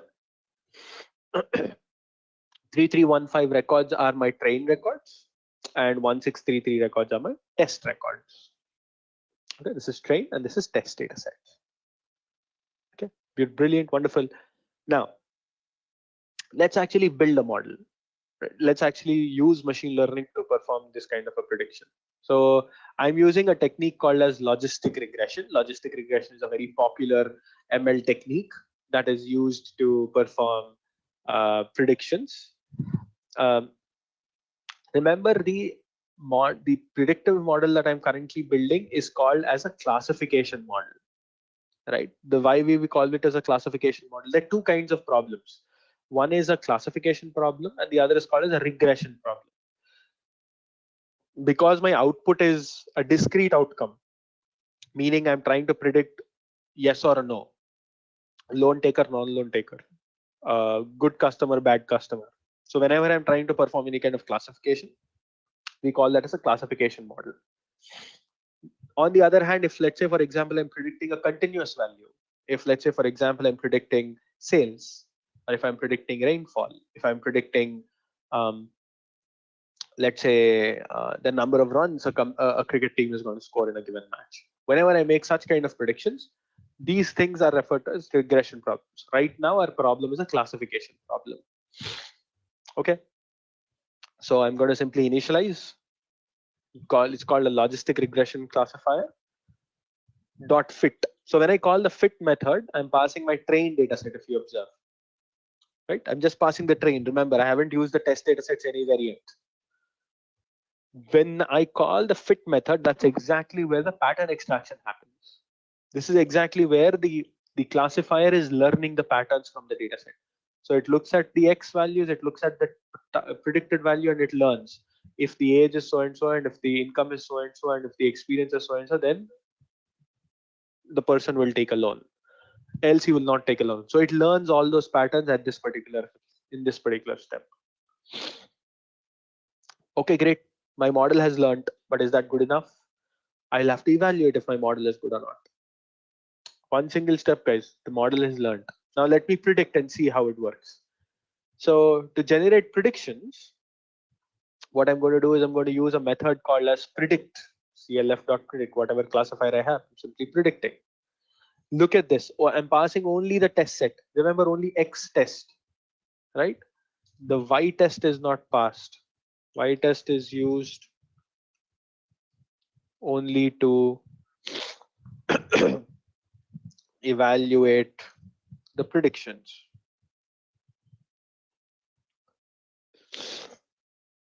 Yeah, sort of. I just explained why we're using X train and Y train. See, remember what we've done is I've split my data into two parts. Firstly, whatever data I have. Right. See, this is how my data looks like. Okay. This is my age, income, and experience. And this is my personal loan. This is called as X and this is called as Y. Okay. I hope we all sort of understand this part. This is X and this is Y because this is my target variable. It's called Y and this is called as X. Are we clear until here, Saurabh? Do we understand this part at least? Now what we've done is instead of using the complete data, I said, okay, I'm going to randomly split this, this part. This data set that I've just shaded is called as train. The remaining data set is called as test. Okay. So I'm going to use the shaded part of data to build my model. So I'm going to pass this part and this part to perform model building. So I'm going to use used to build model. So this is called X train and Y train. So the shaded part is X train and Y train. The unshaded part that you see over here, this is your X test and Y test. So I'm going to use these two to learn the patterns. Right? I'm going to use these two to learn the patterns. And then I would use this part of the data and I'm going to generate predictions. I'm going to ask my model, whatever classifier I have used, I'm going to ask it to predict on it. So this fellow, based on looking at these observations, it will predict, will the person take a personal loan or not? 1001. And I will have the actual values with me. 1000, let's say. Now I will compare and see if the predictions are correct or not. So these are my predictions. These are my actual values. Does that make sense, Saurav? Now, does that ring a bell as to what is X train and Y train? So X train and Y train are the data sets that we are going to use to build the model. X test will be used to generate predictions. And Y test will be used to compare with these predictions. Good to know. Yeah, perfect. Let's move on. So look, I'm simply generating predictions over here. Wonderful, I've generated my predictions. Now, when you look at these predictions, right, look at this predictions. I have zeros and ones that have been simply returned. So if you look at it, I have, look, remember how many records I have? 1,633 records is what I have. When I passed those 1,633, I got 1,554 zeros and 79 ones as my predictions. Now I'm going to compare these predictions to the actual values themselves. So what are my actual values? Y test. This is my actual values and these are my predictions. So if you observe over here, look at this. For the first 4 records, the actual values and the predicted values are exactly the same. If you look at it here, the actual value is 0. That means the person actually did not take a personal loan, but we predicted that he will take a personal loan. Again, at the end over here, these 2 records are the customers who have actually taken a personal loan, but I ended up predicting that the person will not take a personal loan. Okay, so in a lot of ways, there are some errors. Certain records have been able to predict, certain errors are still there. So how do I evaluate if my model is good or not? The best way to evaluate if my model is good or not is by using a simple measure called as an accuracy score. Now there are many measures to compare. Okay, let me simply show you something.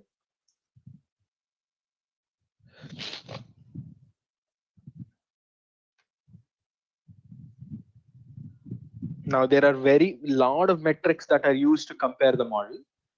I will start with the most simplest of the simplest measures called as an accuracy score. What we are essentially saying over here is 92% of, let me just eliminate this. What we are essentially saying is 92% of my observations I have been able to correctly predict. That means out of 1633 records, for 92% of my observations, I was able to correctly predict. For 8% of the records, I was incorrect. So I have made somewhere around 8% errors over here in this complete data set somewhere. 8% means you do your math. I mean, 16 eighths. Somewhere around 120 observations, 100 odd observations, I made a mistake somewhere. When I say I, the model made a mistake somewhere. It learned some errors. Okay. Now, there is something called as a classification report as well. Now, don't get overwhelmed. We will learn about this in more detail, in much more detail when we actually when we actually attend the session. We're going to learn this in much more detail. But just to give you an idea, we just looked at this measure. But that measure alone is not good enough. The reason why that measure alone is not good enough is because, let me give you a simple intuition around this. And I'm going to ask a few questions, and then if you can quickly respond, it will make it easier for us to understand. So out of this data set, what are the major values? I mean, just look at the actual column and you can tell me, out of this, are majority of the values zeros or ones? Even in our data set, are majority of the values loan takers or non-loan takers? Zeros or ones? Zeros are your majority records. Now, if zeros are the majority records, you tell me, when we make predictions, which observations are easier to predict? Are zeros easier to predict or ones easier to predict?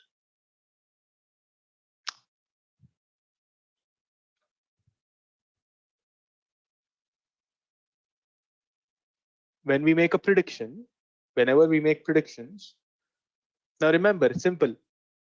Let's say you have a set of records. Okay, let me give you a simpler intuition. Let's say you have a class. You have a class, or let's say you have a bag. You have a bag of a lot of black color balls, and you have a few, let's say, red balls, like that. Now you tell me, if you randomly picked a few observations, is it easier for you to pick the black balls or the blue ball, all the red balls from this particular bag? Black, absolutely. Right? Now, if I have a bag which has a lot of black balls and a very few red balls, and if I tell you that, look, I'm going to do some magic, I'm going to shuffle all of this and I'm going to pull out a black ball, would you actually be impressed? Absolutely no, dude. There are more black balls in that particular bag. this is not rocket science to pick up a black ball out of a bag which has many black balls, right? I would really be impressed if you told me that it is easy to predict. If I would really be impressed if you really pulled up red balls from the bag. If you said that you want to pull up red balls and if you actually pulled up red balls, I would be really impressed. That is real magic, right? So the point being, in a data set which has a lot of zeros and very few ones, predicting zeros is actually very easy. So I should technically not be concerned about zeros. I should really be worried about only those observations where ones are supposed to be predicted. So I will be looking at how many times were ones correctly predicted. So specifically, I would never be looking at accuracy. Accuracy is a skewed measure. Accuracy will say that, okay, you predicted a lot of black balls correctly, or you predicted a lot of zeros correctly. That is a useless metric. It's a skewed metric, right? So hence, there are certain better metrics that we would be using. Like for example, there are metrics like precision and recall, which would help me focus specifically on the right metric, right? If somebody came up and told me that I have a model which is 92% accurate, as a data scientist, I would never believe that person. Firstly, even if I believe that person, my question would be like, how many zeros are there and how many ones are there? If there are equal number of zeros and ones, I would be immensely impressed. If there are majority of the data is zeros and only few values are ones, then it is of course easy to predict zeros. I would really be focused on seeing how well you predicted ones specifically. So there is where this particular second row is going to come into picture. So if you observe, look at the first row. Don't worry about what these values really mean. We will learn about it later on when we get in the session. But if you look at the first row, the values are extremely high. But if you look at the second row, which is which is in some form accuracy measures of loan takers, look at those values. The values are very, very bad. Basically saying that our model is predicting the zeros very, very well, but it is struggling to predict the ones right now. Okay, so looks like the model isn't all that great, so to say, right? So what are my next steps? So what do I do next? The next steps are, of course, include all the columns. Right now, when we started building the model, we just built the model with 3 columns, right? We just built what age, income, experience, that's about it. So my focus will be to try and include all the columns. Right now, we just built one model, which is logistic regression model. Is that the only model that I'm going to use? Well, probably not. I might want to use other models as well. Yeah. And more importantly, evaluate the model correctly. Accuracy is not good enough. Maybe we'll have to look at precision and recall values and F1 scores and other metrics as well. Probably the others are probably a better ways of evaluating that particular model. Okay. So yeah, I mean, that's how you build a simple predictive model. Now remember, we did this in 1 hour or half an hour maybe, right?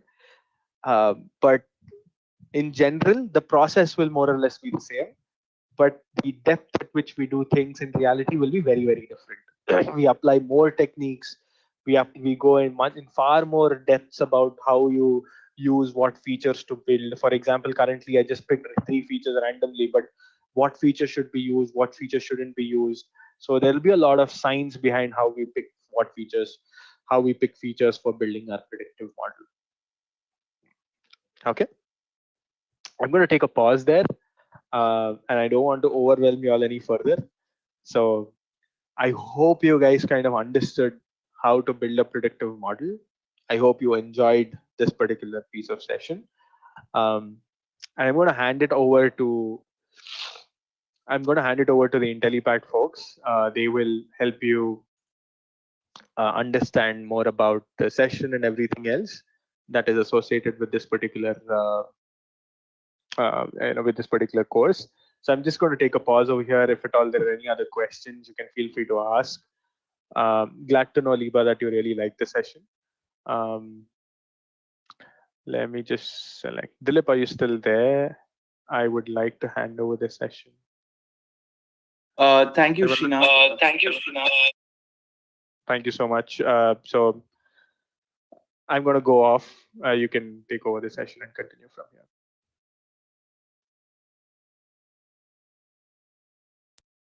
Sure. All right. All right, guys. So let me quickly make you go through the session. Just give me one moment.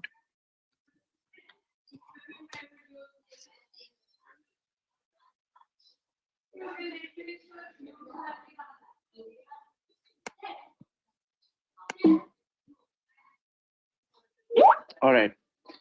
Just give me one moment, guys. I'm gonna ask, my team to join. Just give me 1 second.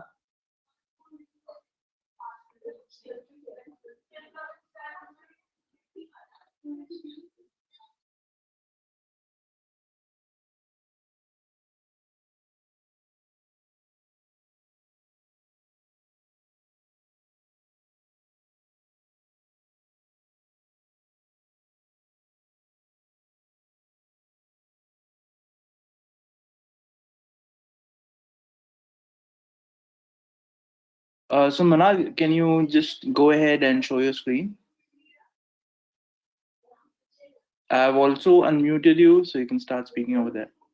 So you'll have to press on that button. Yeah. Can you hear me?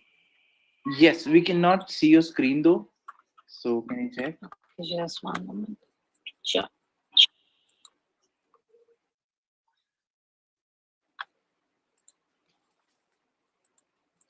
Now you can? Yes, it's visible now. Manal, please go ahead. All right, cool. So, good evening, everyone. I guess Mr. Srinath had given a best session in almost like less than some time, which we could actually learn. So, I'm Manal. So, basically, a subject matter expert. So, I guess Srinath has already given you overview about stats, analytics, machine learning, AI, and what are basically the uses or of using the different tools. Like you have big data, PySpark, R, Python, artificial intelligence, deep learning, and TensorFlow. So without taking much of your time, I would quickly just show you certain programs, so which would be helpful for you to learn according to the requirements for you to be fit to be a data scientist. So if you check in data science in the master's program, so this is the data science master's program, which is probably going to cover all the tools which are basically expected to be learned from a data scientist. So yeah, so talking about the tools, a clear information was given to Srinath. So, so this is a kind of program which is basically helping you out from the very basics to the advanced level. Every tool, totally in collaboration with IBM, wherein you would be working with 53 live projects, and you're also going to have one major capstone project for you to work with. So if you just see the screen, you see the key features wherein you have this instructor-led training for 232 hours, project work and exercises for 253 hours, which clearly shows that the sessions are going to be more practical than theoretical. So that means every live session is going to be interactive with a setup like how you had with Srinath right now, wherein you can go ahead and post your queries and clarify all of your doubts.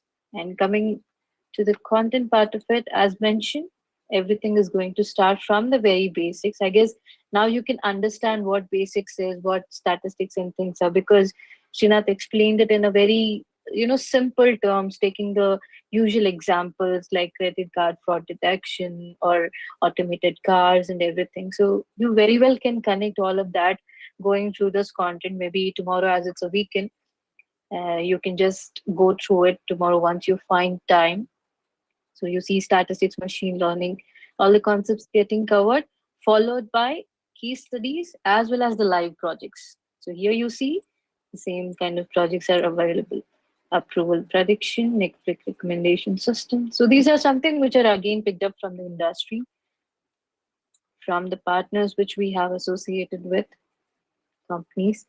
So yeah, so that's about the R. Similarly, Python is there. Yeah, talking more about the libraries and things. Right. Similarly, with every tool, you're going to have the same things, machine learning, AI, right? So you can look into it later. If you could follow me, you can also probably open the same in another tab on your screen and just scroll down through. Maybe tomorrow, once you're free, you can check them out. So yeah, you see this certification. This is going to be provided to you once you are done with the program. So apart from this, so basically you will be getting almost 10 more certifications from Intellipaat, which basically are the individual certification. As you see, 10 courses are there, which are all of this. So you will be individually certified. I'm sorry, the screen went. Yeah. So you're going to be individually certified on all of these tools, right? R, Python, machine learning, AI, big data, W, Excel, MongoDB, and MS SQL. So all of this. And one master's in data science through Intellipaat, and one professional certification coming directly from IBM. All right.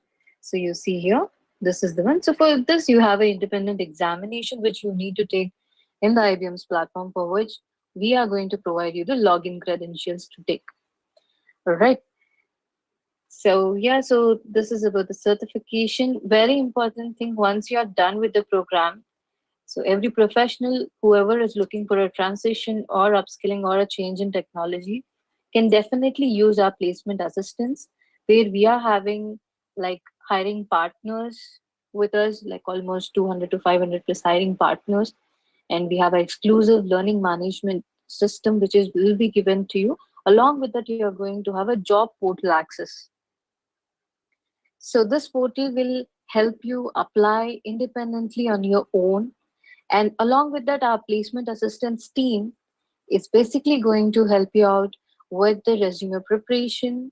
When I say preparation, it means building your resume, as you have seen the projects which are into different industries, e-commerce, internet research, and you have BFSI, as you have seen, credit card fraud detection, that is totally a banking project. So there are projects which are, kind of from different industries, which actually gives you an exposure, and for it helps you understand which industry you need to move into. You have heard and understood so much of information. Now it is time for you to see which industry works well for you. Maybe if you're working with banking now, maybe you can continue being in the same instead of changing 360 degree.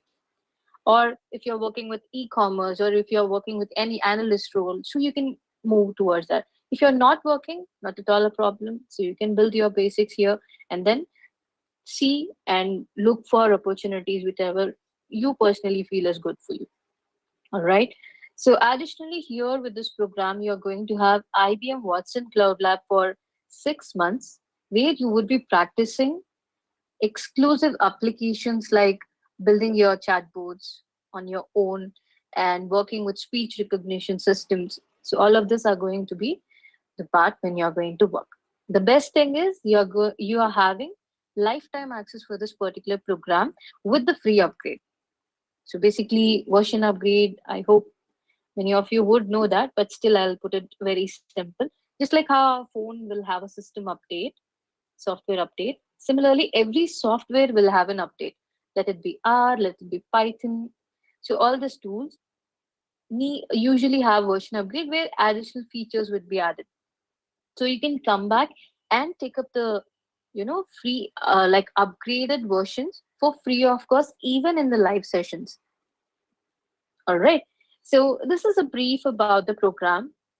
So you can also check out our another program, which is big data and data science as well.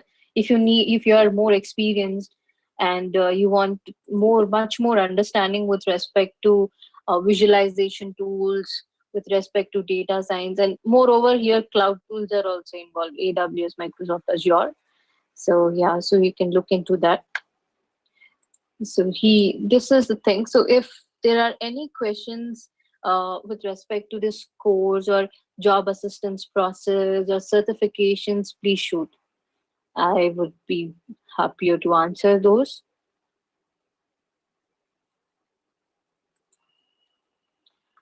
Okay, the questions.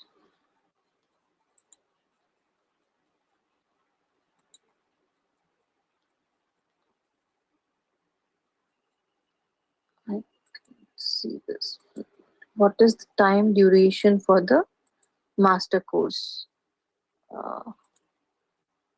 All right. So the time duration, basically, as you see here, 232 hours and 253 hours of project work and exercises.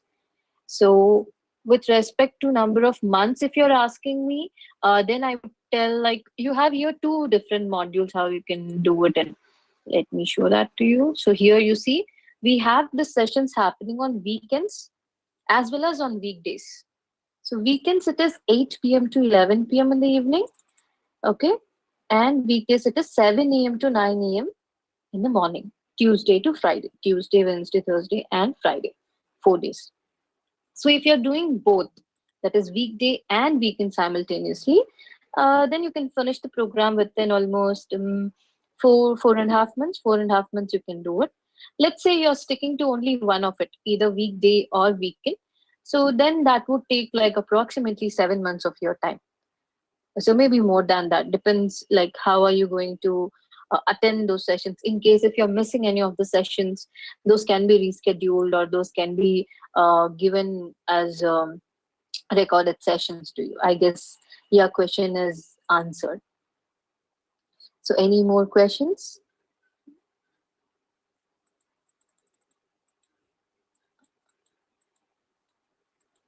Okay, so asking about 1 minute. So what is this? Okay, IBM certification is only recognized for the IBM company, or it is recognized in every company? So the reason why we are giving out this particular certification, basically the reason for us to have a collaboration with a corporate giant like IBM is for you to be recognized in the industry that you are according to the corporate standards. So this is just a brand mark which you are having on your resume, or this actually boosts up your confidence as well. So it helps the company to understand that you're a person who is really having this level of understanding, because you see here and there many institutes are coming up and giving you training, and we really don't know the level of excellence. So here you are getting 53 plus live projects, major capstone projects, almost case studies, like 20-30 case studies are there. So rigorous monitoring will be there through the mentors, even apart from your live sessions, 24/7 support. So all of that helps you understand the technology in a very much more effective way when compared to any kind of training. So yes, so this is recognized in every company, not just in IBM, and it is globally recognized. So we are training globally, not just in India. So we are training globally. Manal, one quick thing. Can we also Yes. like talk about data analytics? Probably Yeah, data sure. analytics. Yeah, thank you. Sure. Just one moment. Let me also take you guys to that program.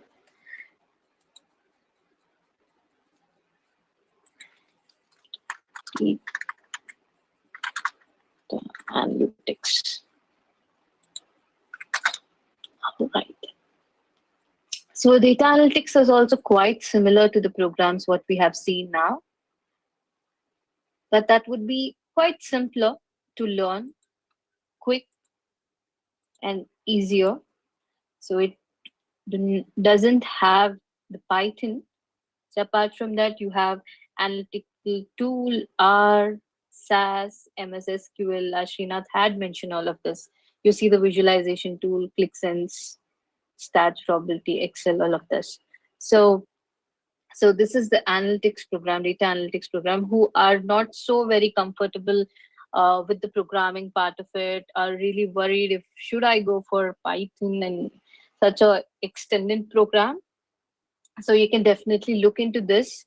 So you see there is R, Tableau, SAS, SQL, and all these tools. So again, this is also in collaboration with IBM as well as Microsoft. So the content and things, you see the duration, it is 92 hours, instructor led, and 224 hours of project work and exercises. So it's the same here again. So our sessions are quite practical, as I mentioned previously, like 70% of the sessions are practical. Yes, I again got the question for the duration. So the duration, of course, it will take on an average, if you're doing in only one slot, let's say weekday or only in weekend. So this will take you minimum of 4 months, because on an average, each if you take like 1 month, so it will take 4 months of your time. So parallelly, whatever is mentioned in self-paced, you can keep doing it at any point of time whenever you're free, because those are the pre-recorded sessions which will be available. Any doubts, you can reach out to the mentors so they can help you out with the explanation over it. So features and everything remains the same. Even the sessions you can do weekday and weekend for this program as well. So it's quite simple and quite easier. You see here, the content for the hour again remains the same. So you have visualization tool, Tableau, data visualization, the architecture of Tableau, data blending, creation of sets, working with filters. So all of this. Similarly, I'll show you the projects also. See, you see the projects, understanding the global COVID-19 mortality rates. So this is, you see, so COVID-19 and all, so recent issues which are arising. So these are the updated projects which we have. So similarly, we keep updating the projects whenever there are new things coming in where you need more exposure. Okay. So this is with the Tableau. So similarly, you will have MS SQL as well.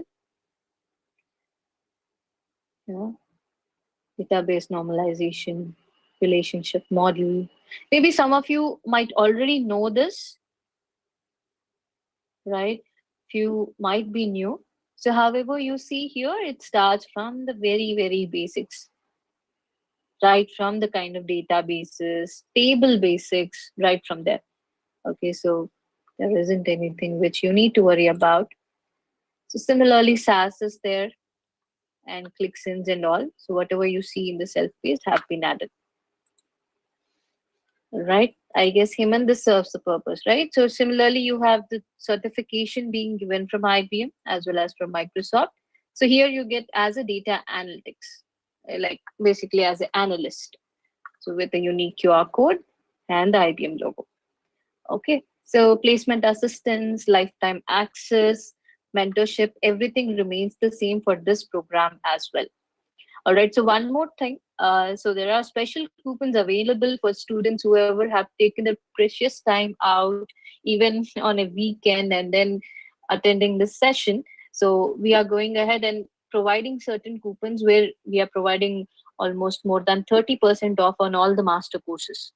All right, so you can definitely make use of it. So you see here a chat window popping up, so you can just chat and let the team know that you have attended the session. They will give you the coupon code directly, or you can also call us on our number. Here you see the number in display, so you can call any of these numbers. So you will be connecting to our learning consultants, so probably they can help you out with more information in detail about how program goes, and so how the discounts are, the charges are. So even they can help you out with the best deals.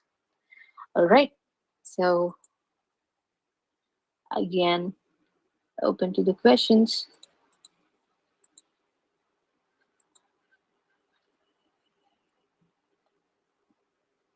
Okay.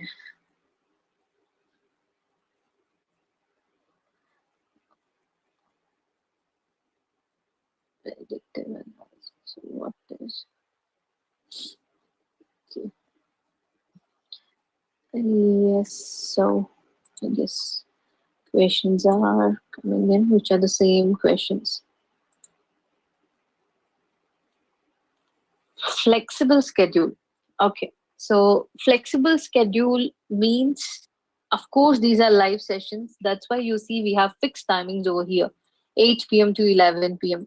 Just like you attended the session now with Srinath, it's going to be the same way. All right. So yes, there is a fixed time. Flexibility comes into the picture. Let's say you miss the session.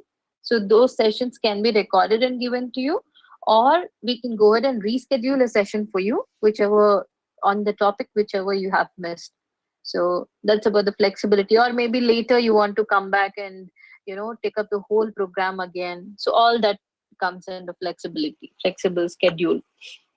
One-to-one doubt resolutions, resolution sessions. Like after the session is completed, let's say you have any kind of doubt, so you would be given contact number of your mentors through the email ID. All right, their email ID, their contact numbers will be shared with you the moment you do the enrollment. So yes, so you can contact them anytime, 24/7, and clarify your doubts. So that is one-to-one doubt resolution session. Of course, the classes are going to be one-to-many. So there will be, of course, a limited strength where we want the class to be very much interactive. So we limit the batch strength also. So this duration, as I mentioned, 4 months it will take. If you're doing weekday and weekend, you can finish it within 2 months itself. Yeah, November, if you get started now, by New Year, you will be there in a new job, hopefully, if you're looking out for a job. So, yes. So, any more questions?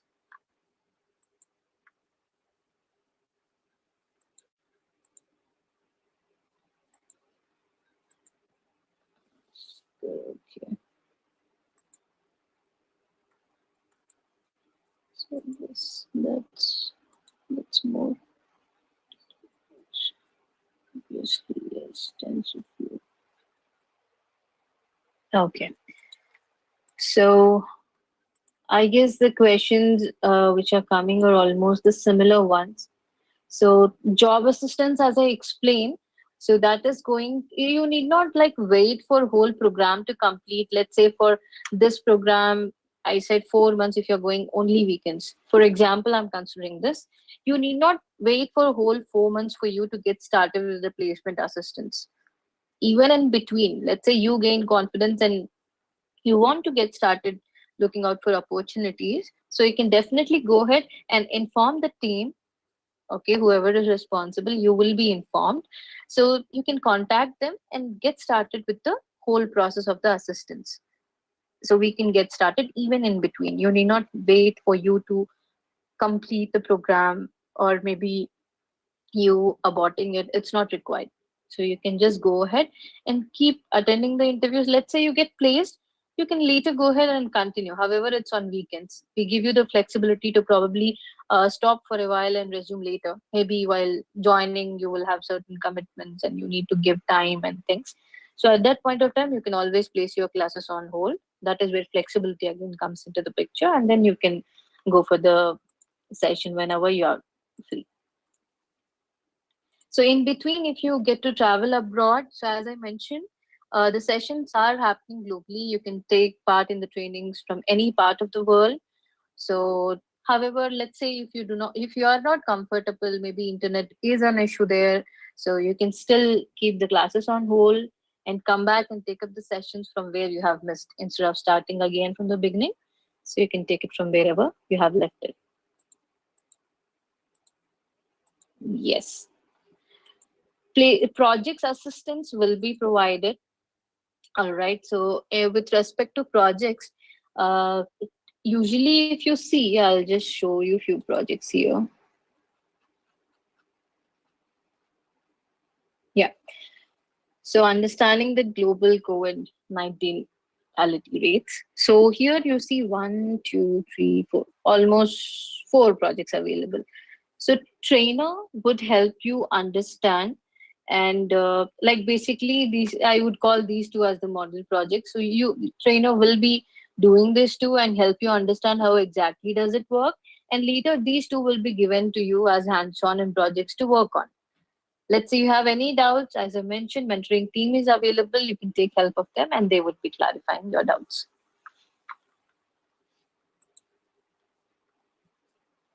Yeah. So yes. Okay. The same. Lifetime access means you can attend any time. Weekdays only this timing is available. Yes, unfortunately for now this is the only slot available, because the trainers coming and training you are all working professionals, and they also have to accommodate their timings. Is evening time possible in weekdays? I'm sorry, as I mentioned, there are only two slots available. Weekdays morning 7 a.m. to 9 a.m., Tuesday to Friday, and weekend Saturday, Sunday 8 to 11 in the evening. Let's say if you miss one or two sessions, that's absolutely fine. You can go ahead and reschedule them. Do not worry about 1, 2 sessions. So that can be fixed.